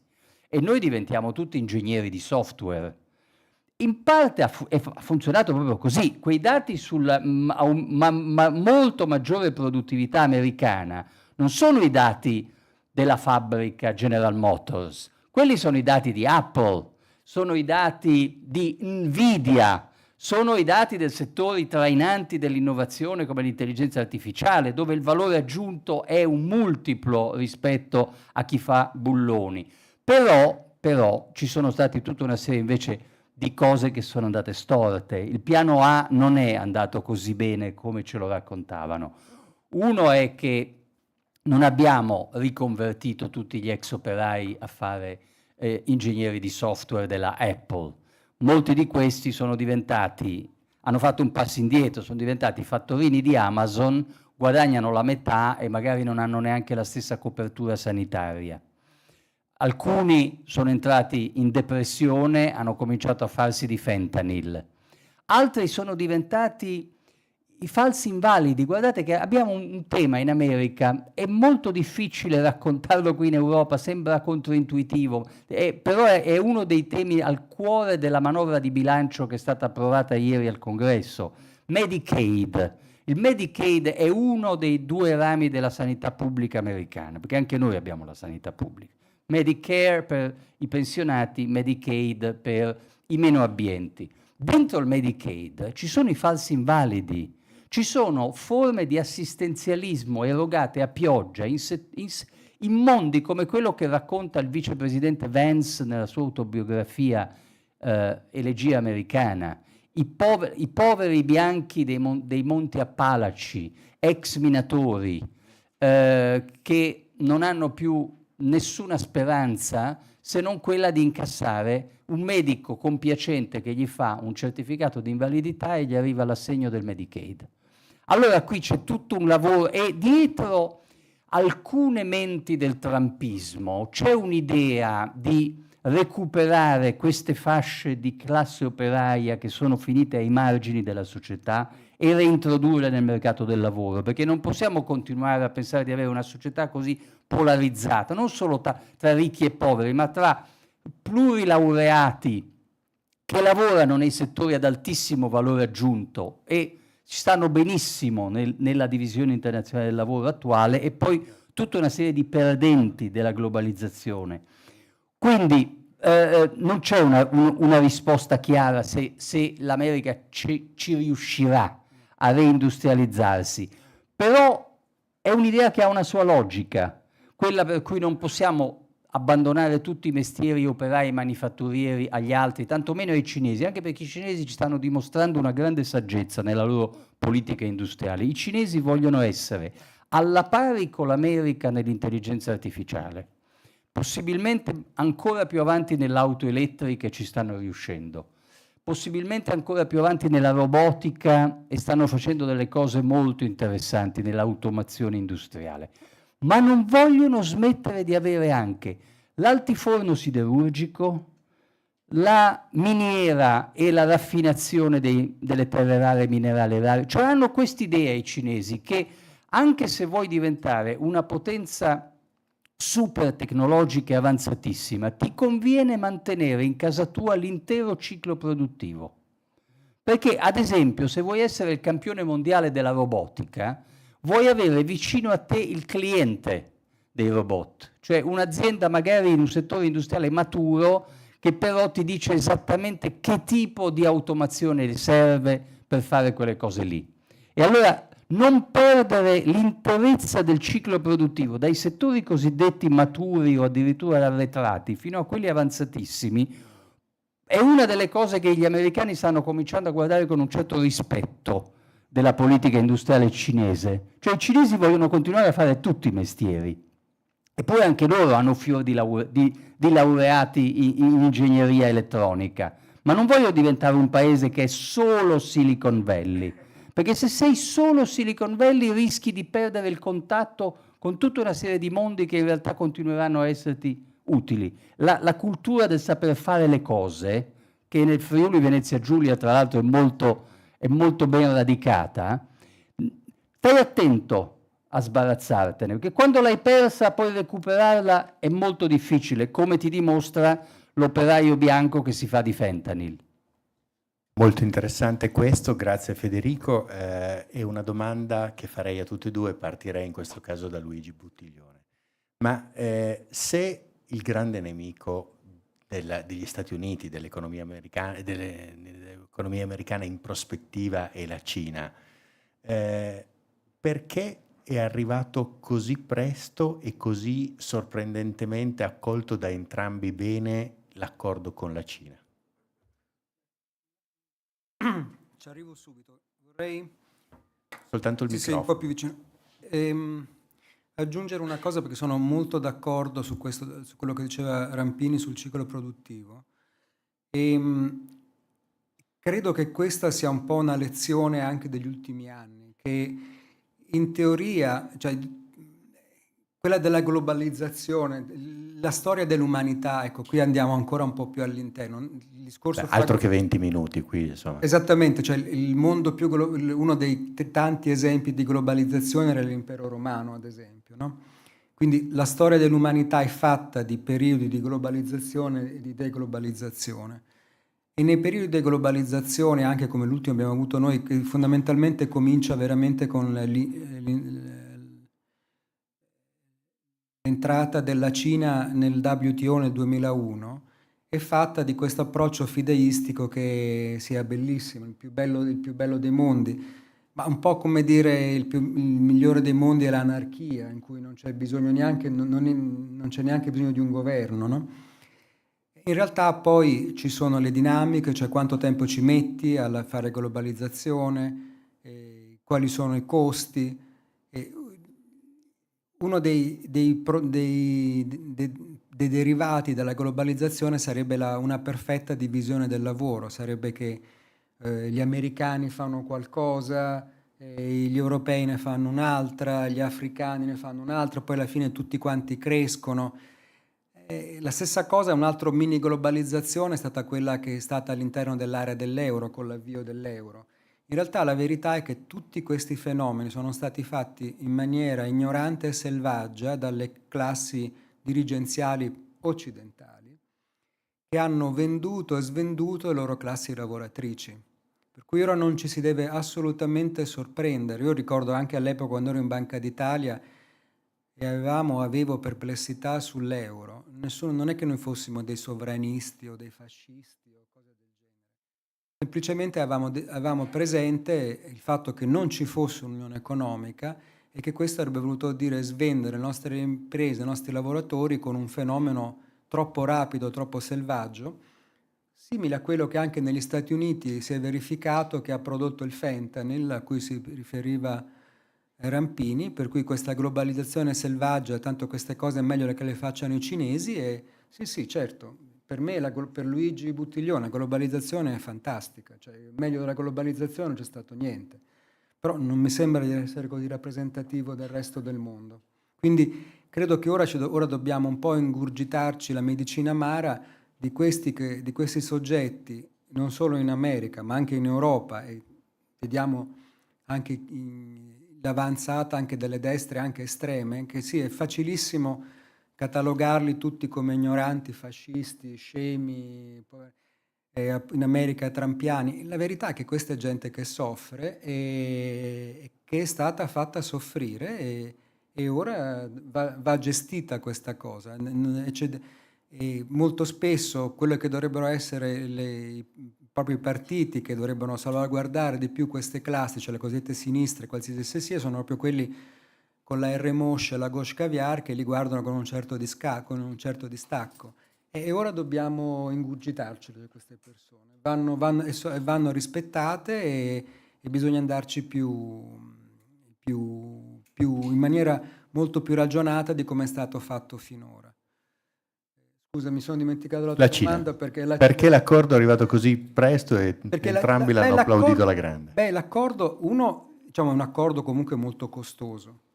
Cioè è un accordo che se valesse per l'Europa sarebbe un problema molto serio. E poi perché la Cina in realtà ha un potere contrattuale molto forte nei confronti di chiunque, anche degli Stati Uniti, però non è un accordo come quello che è stato fatto ad esempio con il Regno Unito, che è al 10%, così, insomma, è un accordo pesante, insomma, e tra parentesi, insomma, è un accordo che viene rimesso in discussione quasi ogni giorno, insomma, non è qualcosa che sia stato scritto nella pietra, mi sembra molti aspetti sia scritto più nella sabbia che nella pietra. Quindi devo dire, la ragione è perché la Cina ha più potere, per esempio questa deterrerare è qualcosa di immediato. E però comunque, ripeto, è un accordo costoso per entrambi, è una specie di pace armata, insomma, ho difficoltà a vederlo come una nuova globalizzazione, quel tipo di accordo. Concordi con questa lettura? Sì, infatti credo che sarebbe più giusto addirittura parlare di una tregua che non di un accordo. Sì, giusto. Nella ultimissima fase dei negoziati di Ginevra tra le due delegazioni americana e cinese, ciascuno ha dimostrato quanto danno poteva fare all'altro. La Cina con un embargo su terre rare, chiedo scusa la R moscia purtroppo, e quando dico terre rare lì diventa... Ma il caviale non ti piace?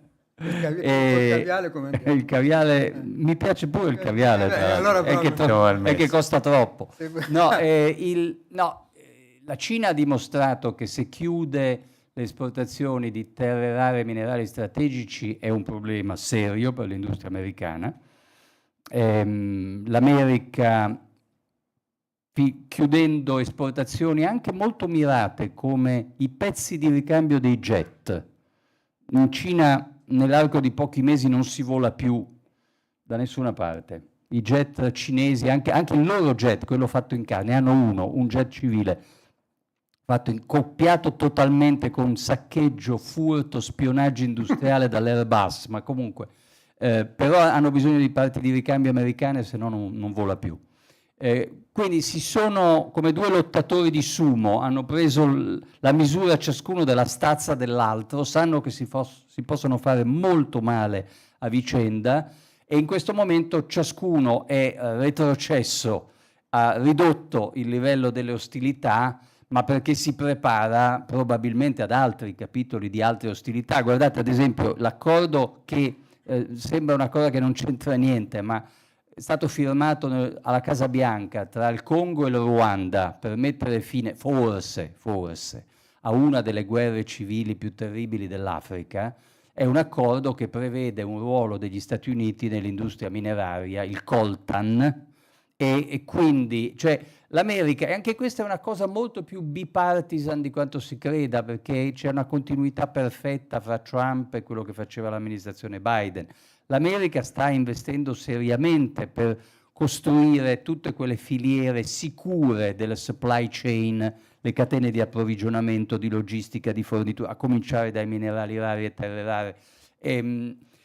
Ognuno sta cercando di prepararsi alla prossima ondata di ostilità bilaterali.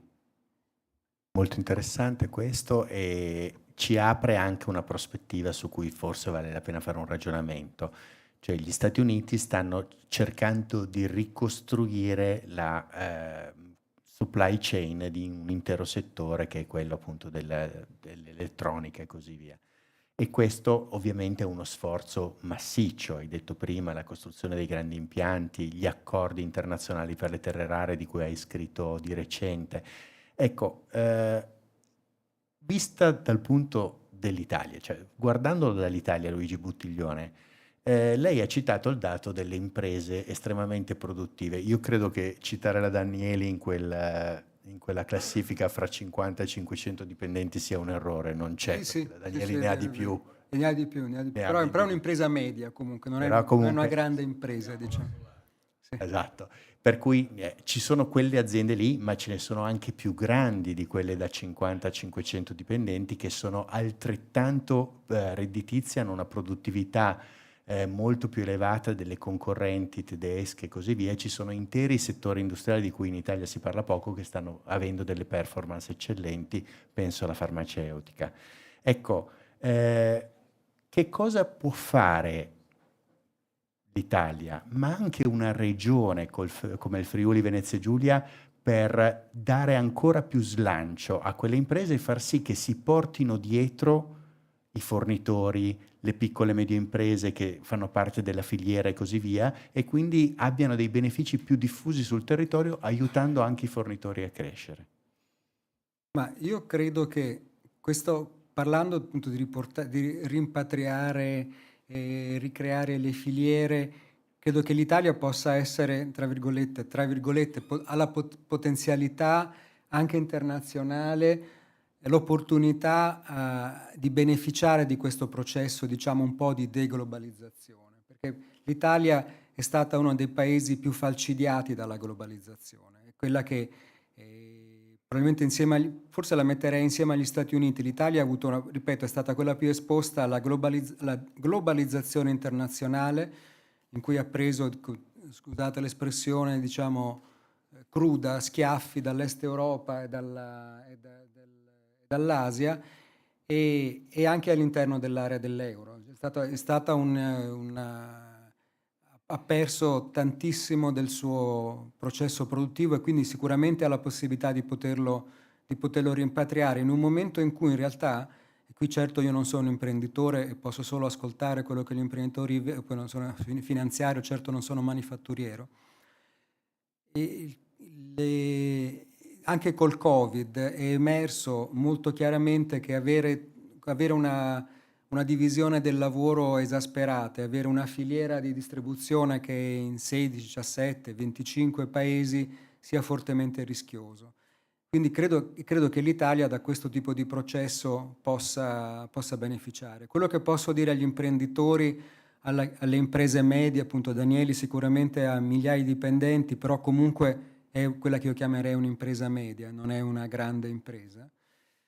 E quello che gli direi è di mettersi in campo, perché, ripeto, in questo paese loro non contano, mi dispiace sul serio, cioè mi dispiace non così, non è un mi dispiace canzonatorio, ma mi dispiace, ma questi soggetti non contano nulla, non contano anche il modo in cui vedo la Confindustria, ha qualcosa di ottocentesco.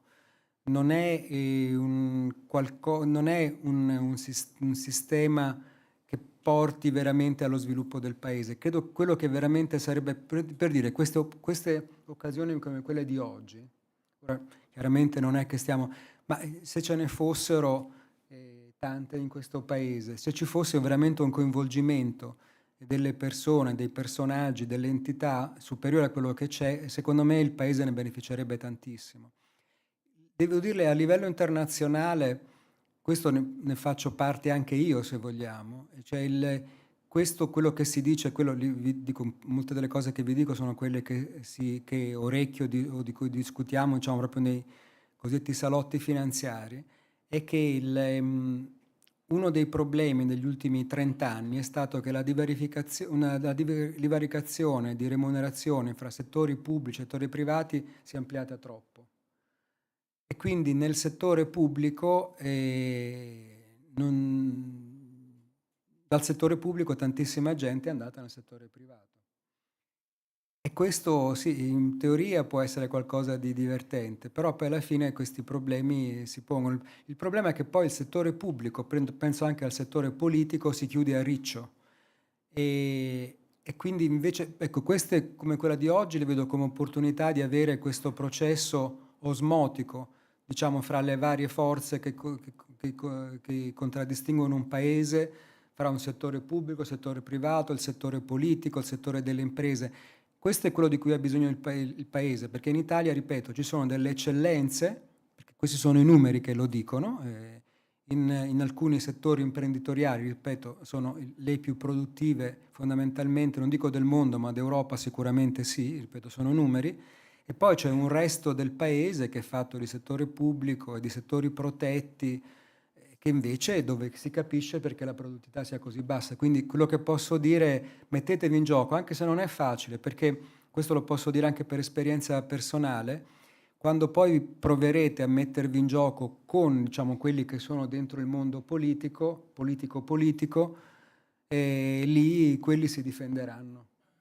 Benissimo, io direi che dopo questo primo giro vorrei sollecitare qualche domanda da parte del pubblico. Abbiamo qui delle personalità eccellenti, quindi abbiamo la possibilità di interpellare i nostri due relatori se avete delle questioni da sollevare e delle domande da fare. Quindi se volete alzate la mano e il signore gentile con il microfono vi porta il microfono. Prego. Michelangelo Agrusti ha una domanda. Sì, ho sentito una qualche preoccupazione per il riarmo della Germania e gli investimenti, infatti, più in generale a spese del bilancio pubblico tedesco nell'industria. Beh, innanzitutto vorrei segnalare che la nostra economia è fortemente integrata con quella tedesca. Noi siamo parte di un sistema manifatturiero fortemente integrato con quello della Germania, dalla Baviera alle altre regioni. E anche dal punto di vista del rearm-EU, se vogliamo parlare anche di questo, sono noti gli accordi importanti che si stanno concludendo tra Rheinmetall e la nostra Leonardo per quanto riguarda la produzione di alcuni strumenti, parlo dei carri armati per esempio. Quindi la crescita tedesca sarà anche la crescita in parte del nord Italia e del nord-est in particolare. Noi abbiamo risentito in modo speciale del decalage dell'economia tedesca in questi 2 anni e ne abbiamo risentito proprio perché sono i nostri interlocutori privilegiati dal punto di vista del nostro sistema delle PMI. Quindi io non avrei una grande preoccupazione, era De Gaulle che impedì la comunità europea per la difesa, il Parlamento francese la bocciò perché secondo quella frase famosa mai armi ai Bosch, ma eravamo molto vicini alla guerra, quindi pensare di riarmare i tedeschi era un azzardo forse insuperabile, giustamente insuperabile all'epoca. La Germania di oggi è un paese moderno, democratico, che affronta e fronteggia anche l'incursione di quelle forze di destra come le Alternative für Deutschland, che sono quelli sì un pericolo diffuso in Europa, come diceva di lei, e concordo anche sul fatto che ci sono le forze politiche che dovrebbero presidiare quei ceti più vulnerabili e minacciati da questa divisione del lavoro, che sono i ceti operai, eccetera, che non trovano più una loro dignità e una loro rappresentanza in questo mondo e quindi rifuggono in una reazione che può diventare devastante per tutta l'Europa. Non è iniziata in Germania, c'è stata la Francia, l'Ungheria è già un'esperienza di governo, il trumpismo in fondo non è diverso da questa cosa qua. Ecco, quindi vorrei capire di più su questa preoccupazione sul riarmo tedesco. Posso? Certo. Personalmente io sono favorevolissimo al fatto che l'Europa si riarmi. Favorevole non perché è inutile dire siamo contro le guerre, queste sono stupidaggini, voglio dire, lo sappiamo tutti, lasciamo al Papa e al Presidente della Repubblica questi statement, insomma, però sappiamo benissimo che sono vuoti. Per cui questo è il mondo e capisco anche la posizione americana, insomma, non è scritto da nessuna parte che loro debbano. Quindi che l'Europa si debba riarmare, purtroppo, perché sarebbe bellissimo appunto avere rose e fiori al posto dei cannoni, ma è un fatto. Però questo è il caso, che le cose devono essere fatte bene, non devono essere fatte alla volemo bene. Questa è una cosa fatta alla volemo bene. Nel senso che è quello che in economia si chiama uno shock asimmetrico, lo fa un paese solo, ci sono dei costi, cioè il cambio si apprezza e i tassi salgono. E quel paese che spende i soldi, chiaramente delle briciole arriveranno al nord Italia, ma ripeto sono briciole, è poca roba, i costi non sono pochi, il modo di fare le cose ci sarebbe, anche qui se parliamo dell'Europa. Questo poi se volete posso dire da dove viene l'euro, viene proprio da dove Rampini parlava. L'euro è nato nel 71 quando Nixon fece quello che fece e gli europei con il Werner Report nel 71 si riunirono per creare l'euro e fra i più grandi proponenti c'erano gli italiani, solo che c'erano 2 partiti, quello degli economisti che dicevano facciamo prima l'unione economica, poi con i soldi dell'unione economica facciamo l'unione fiscale, poi così possiamo fare l'unione bancaria, poi così possiamo fare l'unione politica e alla fine facciamo l'unione monetaria.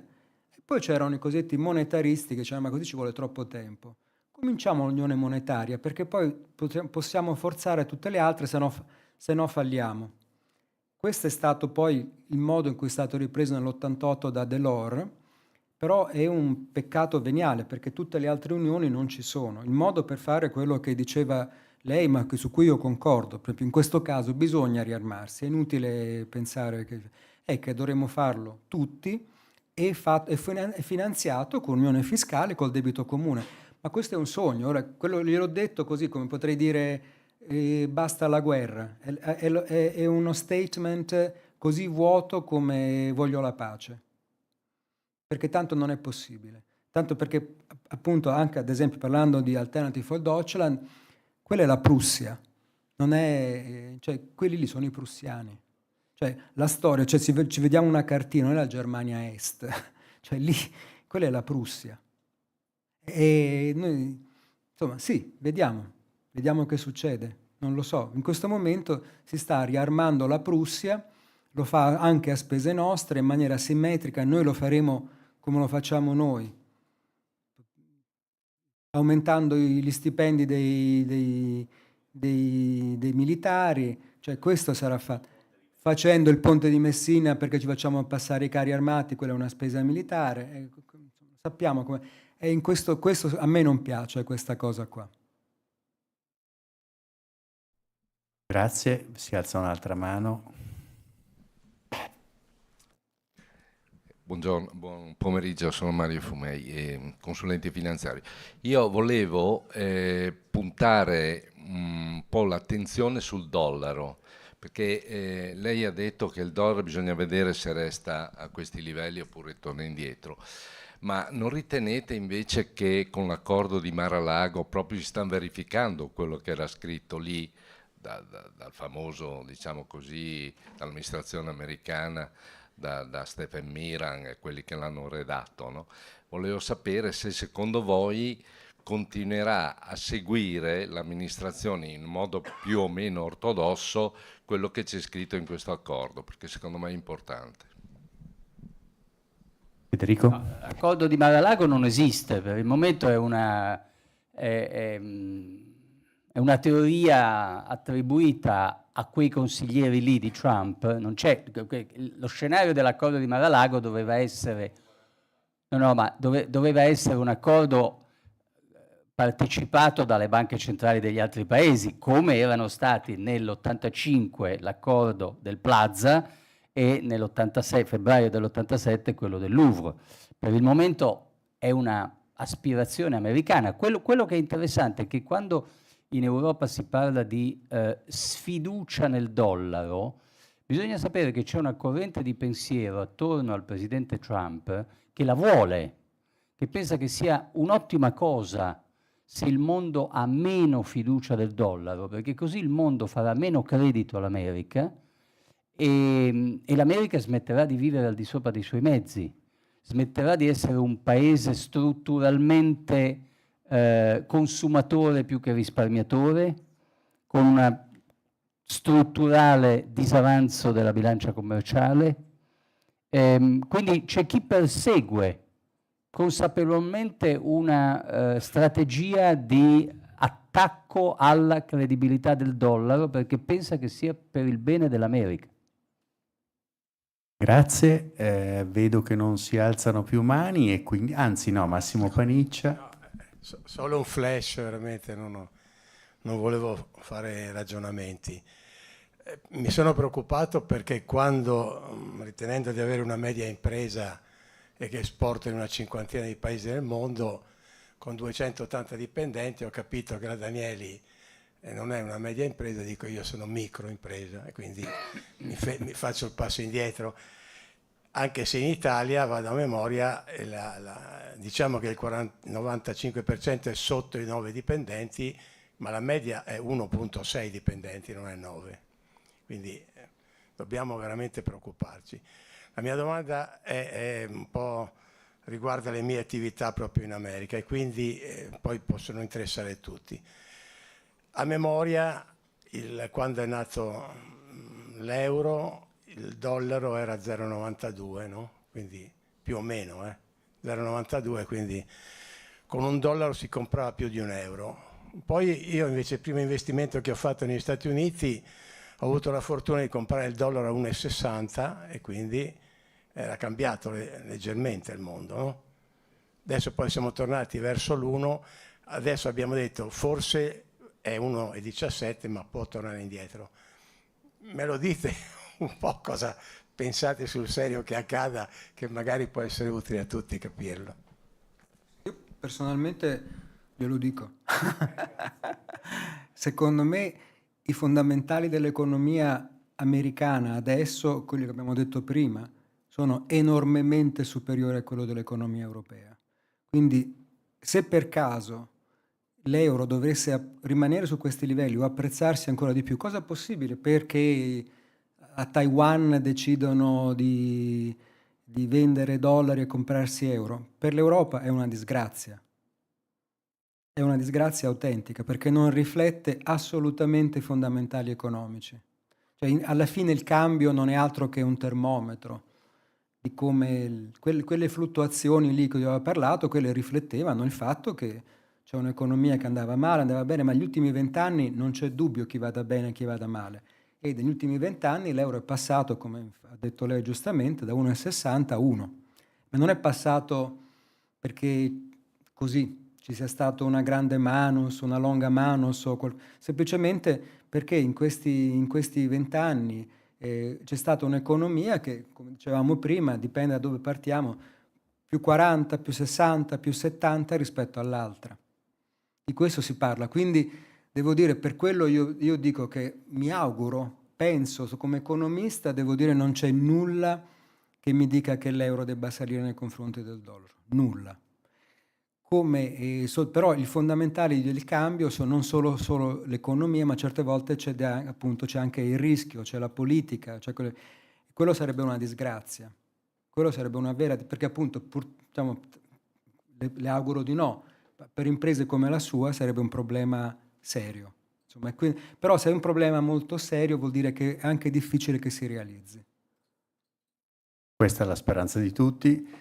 Grazie Luigi Buttiglione, grazie a Federico Rampini. Chiediamo a Federico di rimanere qui perché adesso passiamo all'ultima parte, quella più emozionante forse dal punto di vista del thriller, meno dal punto di vista delle conoscenze, ma chissà, questo lo scopriremo. Ringraziamo Luigi Buttiglione per i suoi interventi qui, gli chiediamo di tornare in platea. Un applauso per Luigi Buttiglione. Grazie a voi.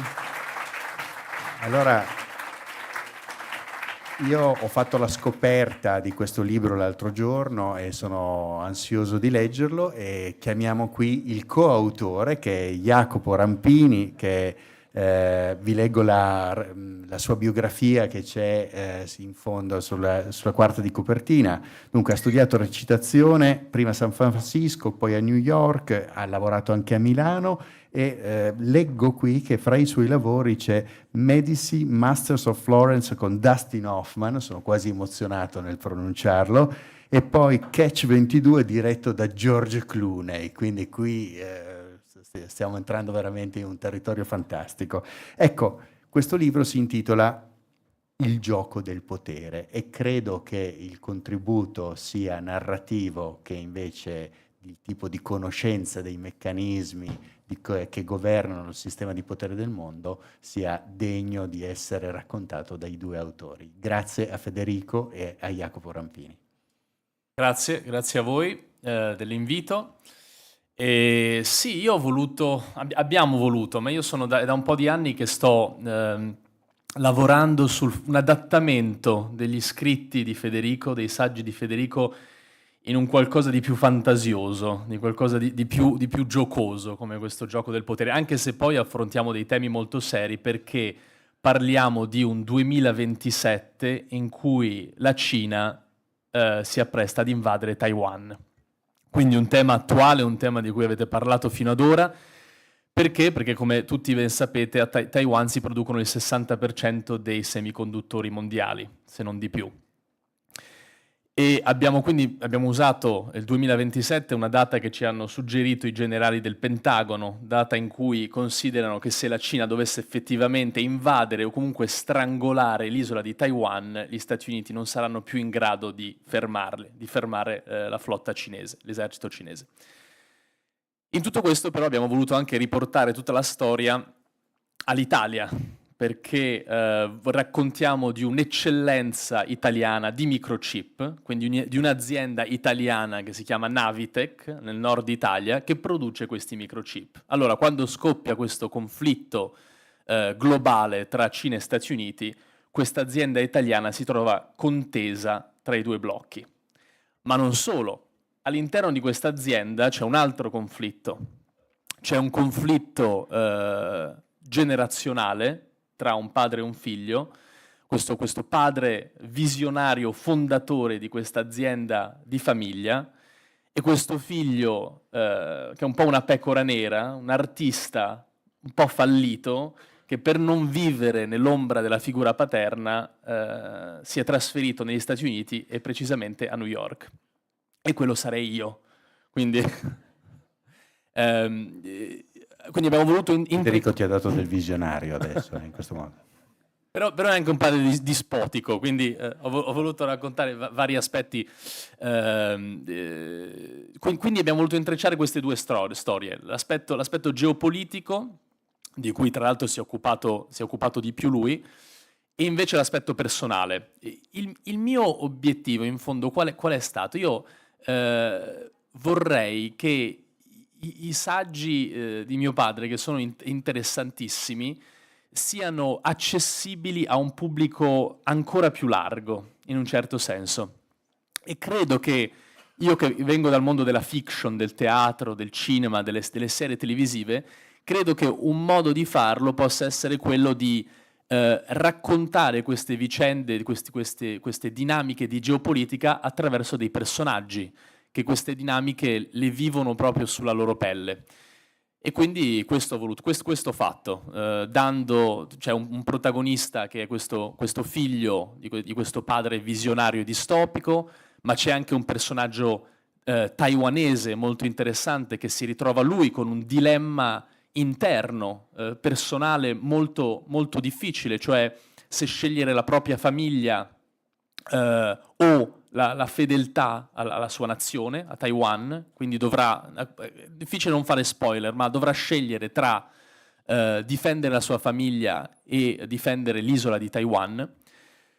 E poi appunto questo tema generazionale, una cosa di cui discutiamo spesso quando parliamo del libro, e qui c'entra l'intelligenza artificiale, e cioè a un certo punto, tra i tanti colpi di scena, uno l'avete anche accennato un po' voi prima, nel nostro romanzo nel 2027 non c'è più Donald Trump alla Casa Bianca. Ci sta talmente antipatico a tutti che lo abbiamo rimpiazzato con un personaggio forse ancora più antipatico che è J.D. Vance, che forse è ancora più pericoloso da certi punti di vista. Ma un'altra cosa che abbiamo voluto fare è appunto usare molto l'intelligenza artificiale. Il giovane protagonista, a un certo punto, lui appunto ha voluto scappare dall'Italia per non vivere nell'ombra del padre, a un certo punto, dopo una serie di colpi di scena e di tragedie, dovrà tornare in Italia e prendere le redini dell'azienda di famiglia, solo che non ha nessuna esperienza, perché lui è un artista tra l'altro fallito. Allora come farà all'improvviso a imparare a gestire un'azienda italiana, un'eccellenza italiana della produzione di microchip? Beh, si farà guidare dall'intelligenza artificiale. Ma non è l'intelligenza artificiale ChatGPT, è un'intelligenza artificiale che gli lascia suo padre.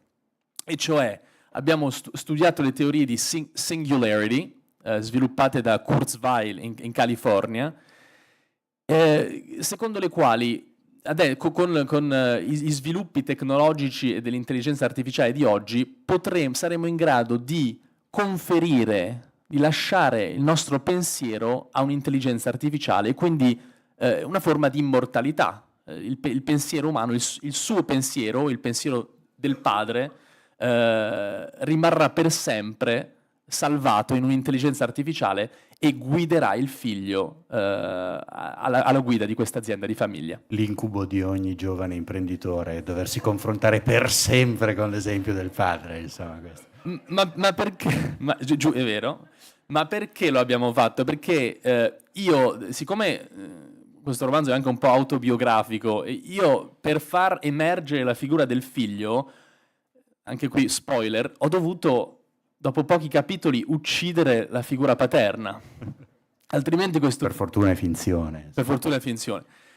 Altrimenti questo figlio non riusciva ad emergere. Ma mio padre, che non ha accettato di farsi eliminare dopo pochi capitoli del libro, voleva rimanere un personaggio protagonista del racconto, si è lui stesso reinserito di nascosto In due modi. Il primo con questa intelligenza artificiale che quindi perseguita questo figlio che pensava di essersi sbarazzato del padre, invece se lo ritrova sotto forma di intelligenza artificiale. E poi ci siamo inventati, ma se leggerete il libro scoprirete che è un'invenzione soprattutto sua, un giornalista che non ha la R moscia nel racconto, ma io ho dovuto fare l'audiolibro di questo, mi è toccato fare anche l'audiolibro di questo libro, e questa è una rivelazione che, di sorpresa di oggi, il personaggio del giornalista l'ho fatto con la R moscia. Non lo sapeva, quindi nel caso vogliate... E quindi... Uno dei casi in cui il figlio rischia di essere ucciso dal padre. Esatto, nel sequel è il padre che torna per... E, quindi però lui quindi ritorna in queste due vesti, intelligenza artificiale e questo giornalista che informa il figlio, perché se lo leggerete scoprirete che c'è tanta geopolitica in questo libro, cioè infatti il challenge, la sfida più grossa è stata quella di intrecciare i due racconti. Questo giornalista dà a questo figlio delle piccole lezioni, delle piccole pillole di geopolitica qua e là nel racconto per guidarlo in un percorso molto complesso. Ricordo che uno dei miei primi contatti con la realtà internazionale fu da adolescente, quando lessi Sollevante, qui lo pronuncio così, scusatemi se sbaglio, di Crichton, e devo dire che è un esperimento davvero interessante, perché poi lì si sbagliava, nel senso che non era più il Giappone il grande nemico, ma stava diventando già quasi la Cina, insomma, però era illuminante sulle motivazioni delle aziende americane nel confronto con quelle giapponesi, giusto? Sì, il Giappone è un paese che è stato segnato profondamente dal suo rapporto con la Cina, prima di filiazione, perché letteralmente è un prodotto della civiltà cinese, e poi di antagonismo, competizione, rivalità. C'è stato un momento in cui il Giappone ha dominato la Cina, addirittura l'ha occupata. Siamo stati con Jacopo di recente in Giappone, è stato un viaggio interessantissimo, stavamo proprio dando alle stampe questo romanzo, Il gioco del potere. Il Giappone è stata un'esperienza particolarmente intensa, perché il mondo visto da Tokyo è molto diverso dal mondo visto da qui o anche visto da New York. Giustamente sulle prime pagine di giornali italiani negli ultimi mesi c'è stata la guerra in Ucraina, la guerra in Medio Oriente, Gaza, il bombardamento dell'Iran. Se invece siete a Tokyo, i giornali, che tra l'altro sono i giornali più venduti del mondo, cioè il massimo quotidiano giapponese vende 7 milioni di copie al giorno, leggono tantissimo, sono informatissimi i giapponesi, è Taiwan il tema, è Taiwan. Tutti i giorni c'è qualche provocazione militare cinese al largo di Taiwan, un crescendo di esercitazioni, manovre che simulano uno strangolamento dell'isola di Taiwan. Noi non ce ne rendiamo conto, un po' perché siamo lontani, siamo distratti da conflitti che sono vicinissimi e quindi comprensibilmente più caldi per noi, ma il giorno in cui dovesse soccombere Taiwan, ciò che abbiamo vissuto durante la pandemia sarà stato un micro assaggio.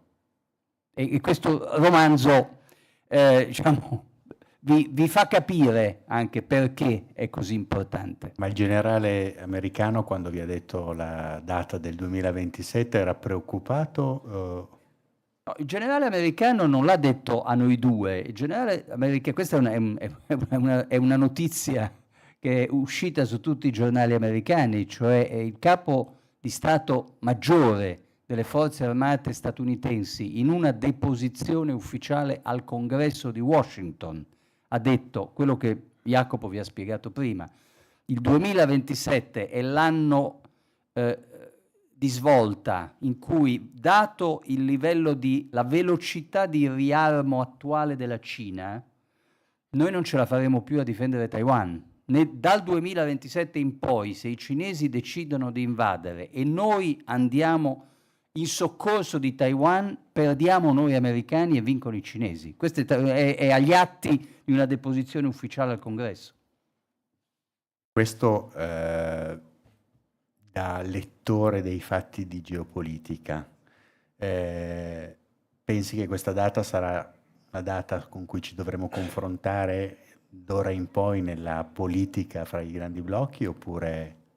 Ma intanto il romanzo vi mette a confronto con delle situazioni molto verosimili, molto concrete, realistiche. Pensate che a Taiwan, che è un posto tra l'altro bellissimo da visitare, molto interessante, e tra l'altro è l'unica democrazia cinese al mondo.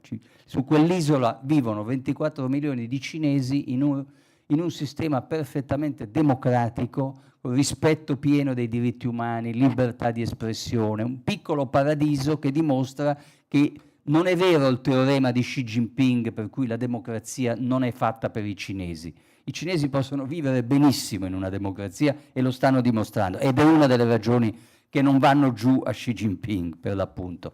In questo periodo stanno ridando per l'ennesima volta una serie televisiva a Taiwan che racconta la loro invasione. Uno dei grandi successi della produzione televisiva, tra l'altro poi Jacopo di queste cose capisce molto più di me e ha in progetto di trarre da questo romanzo nostro una sceneggiatura, ma Taiwan ha prodotto questa serie televisiva che racconta un'invasione e la racconta in modo talmente verosimile che fa venire i brividi, perché ad esempio è piena di episodi di tradimento, collaborazionismo, di taiwanesi che si vendono all'invasore, perché la realtà di Taiwan è una realtà molto complessa. Il capitalismo taiwanese ha investito in Cina fin dal primo giorno in cui Deng Xiaoping abbandonò il maoismo e cominciò la transizione verso il capitalismo in salsa cinese. I primi investitori che credettero nell'esperimento capitalista andarono a portare capitali, tecnologie, know-how a costruire fabbriche, erano taiwanesi e lo sono tuttora. Uno dei nomi che ogni tanto avrete anche sentito nominare, la Foxconn, che è un gigante industriale che assembla gli iPhone della Apple nelle fabbriche cinesi. La Foxconn è di proprietà taiwanese, è un colosso del capitalismo di Taiwan che ha fabbriche importantissime in Cina. Questi sono quel genere di personaggi che possono avere una grande voglia di consegnare Taiwan alla Cina. Capitolazione, decidere il prezzo di una resa.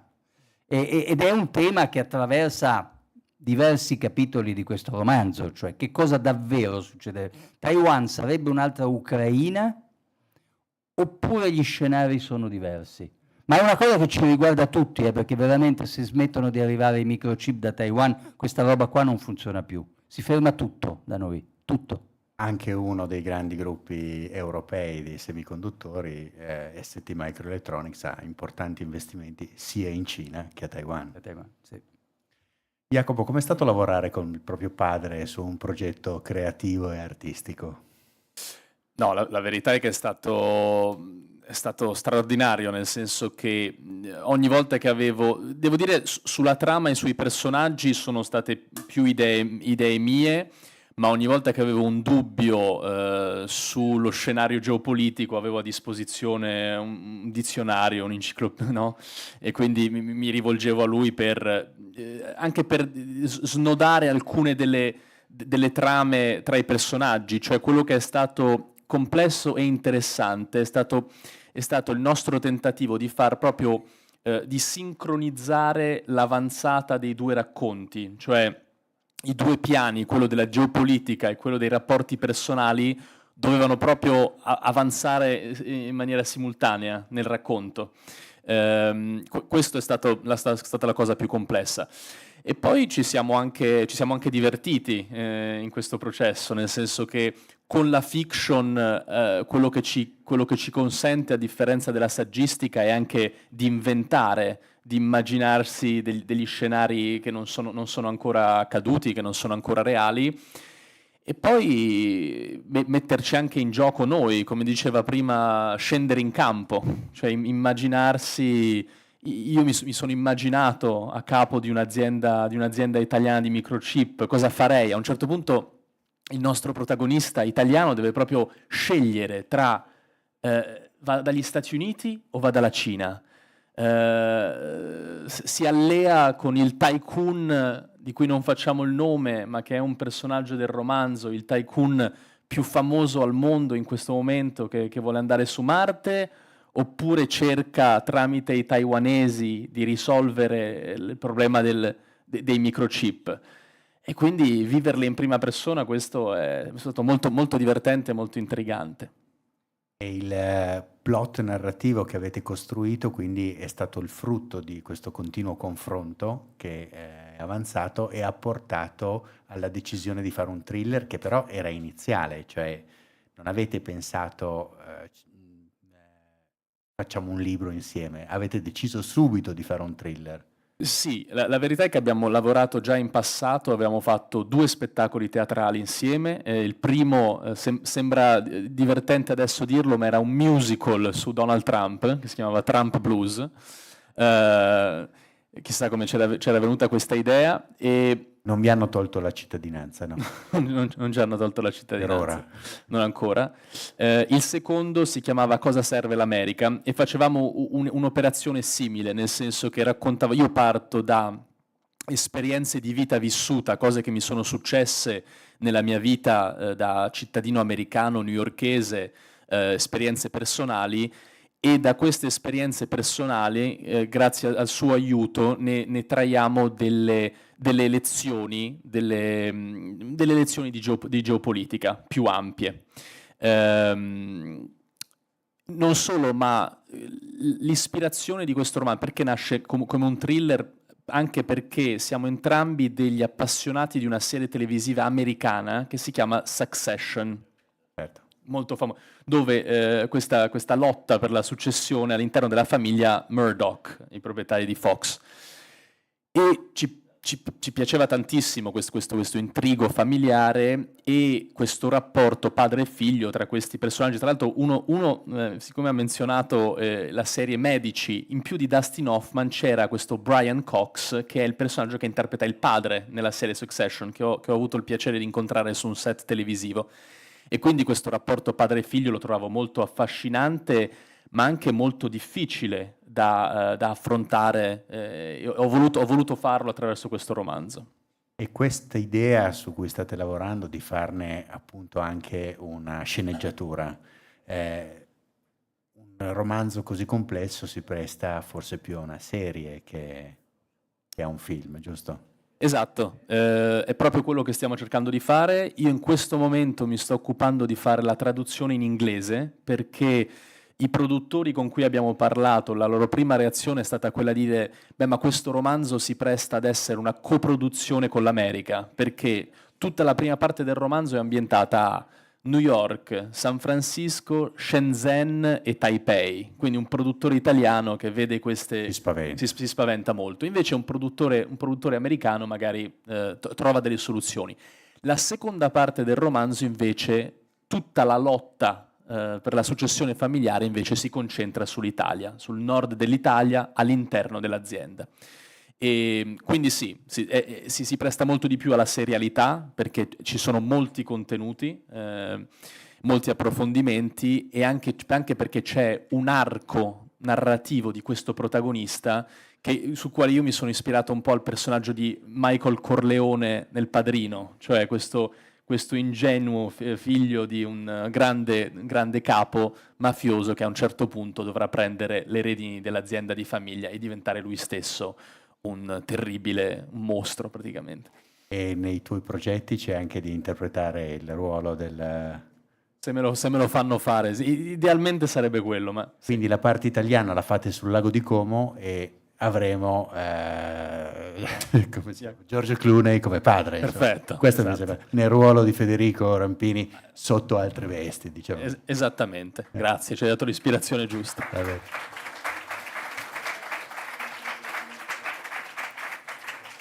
Allora, il nostro tempo volge al termine, però forse vale la pena una chiusura finale da parte di Federico. Cioè, siamo di fronte a un'epoca di straordinaria complessità, no? Abbiamo detto prima che se andiamo a guardare indietro nella storia, vediamo tanti momenti che presentano delle difficoltà simili, delle sfide simili, delle rotture altrettanto importanti anche nei rapporti fra gli Stati Uniti e i suoi alleati. Tutte contemporaneamente però queste crisi, l'Ucraina, il Medio Oriente, domani chissà, incrociamo le dita, Taiwan, un po' spaventano. Cioè l'argomento che dicevi prima, cioè non bisogna enfatizzare le difficoltà, è certamente una cosa seria, ma allo stesso tempo stiamo vivendo un'epoca estremamente complessa. Nella tua testa c'è più ottimismo o più pessimismo? Ma non mi piace dover scegliere tra ottimismo e pessimismo. Quello che io suggerisco a tutti voi, e in parte è un'operazione che contribuisce anche alla ricchezza di questo romanzo, è lo studio della storia. È il miglior farmaco ansiolitico che io consiglio a tutti voi in questa fase, perché l'impressione, soprattutto per la deformazione che ci viene dal mondo dei media e dei social media, di vivere sull'orlo del baratro alla vigilia di una catastrofe è una cosa terribile, è una cosa sconvolgente. Studiare la storia, e lo dico anche a proposito del romanzo, perché in questo romanzo nel rapporto tra i personaggi, padre e figlio, ci sono anche due memorie storiche diverse su quello che l'America è oggi e su quello che l'America è stata. Aiuta a ridimensionare, se uno mette nel contesto di ciò che è accaduto nei tempi lunghi, si rende conto che quello che stiamo attraversando adesso non è così terrificante. I tempi lunghi, non c'è bisogno di risalire indietro nei secoli, alla fine dell'impero romano. Gli anni 60 e gli anni 70, qualcuno forse addirittura se li può ricordare di persona, ma si possono studiare facilmente, anche andando al cinema, tra l'altro. Il cinema di quegli anni è stato talmente ricco di capolavori, ma anche film leggeri. Di recente a New York hanno dato una rassegna di Monica Vitti, fantastica, celebrare quella grande artista. Abbiamo visto un film leggero degli anni 60 che era La ragazza con la pistola, regia di Mario Monicelli. Si svolge una satira di costume, quello che si chiamava la commedia all'italiana, un film delizioso, non è invecchiato per niente, si svolge tra la Sicilia, Londra e Edimburgo. Se lo guardavi, lasciate catturare dalla storia, seguite quella trama, però ogni tanto vi colpisce lo scenario che fa da sfondo. Le piazze di Londra, è nel 68, e l'anno è 1968, le piazze di Londra sono invase da folle oceaniche che manifestano contro l'America. Yankee go home, guerra del Vietnam. 68 è l'anno in cui vengono assassinati Robert Kennedy e Martin Luther King. I livelli di violenza negli Stati Uniti possono far parlare tranquillamente di guerra civile. Ecco, quando oggi vi raccontano di un'America che sarebbe sull'orlo di una guerra civile, andatevi a rileggere cosa sono stati gli anni 60 e vi pacificate subito, vi tranquillizzate, perché è tutto già accaduto, ma in peggio allora. E questo aiuta, secondo me è un'operazione che aiuta a rimettere i piedi per terra, ad avere il senso delle proporzioni, a non lasciarsi risucchiare nell'iperbole, nell'esagerazione, nell'allarmismo. E appunto è lo studio della storia o dei romanzi storici, anche quelli del futuro, è secondo me la migliore alternativa ai farmaci ansiolitici, alle benzodiazepine.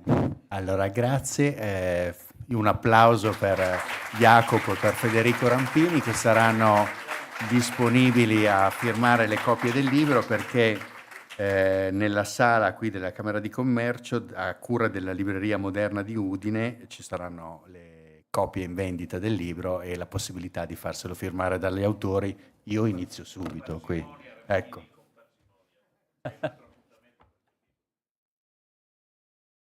Anche a Trieste lunedì, ma sempre dopo Udine, insomma.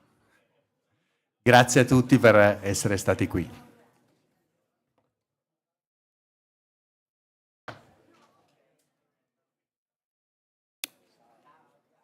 Grazie.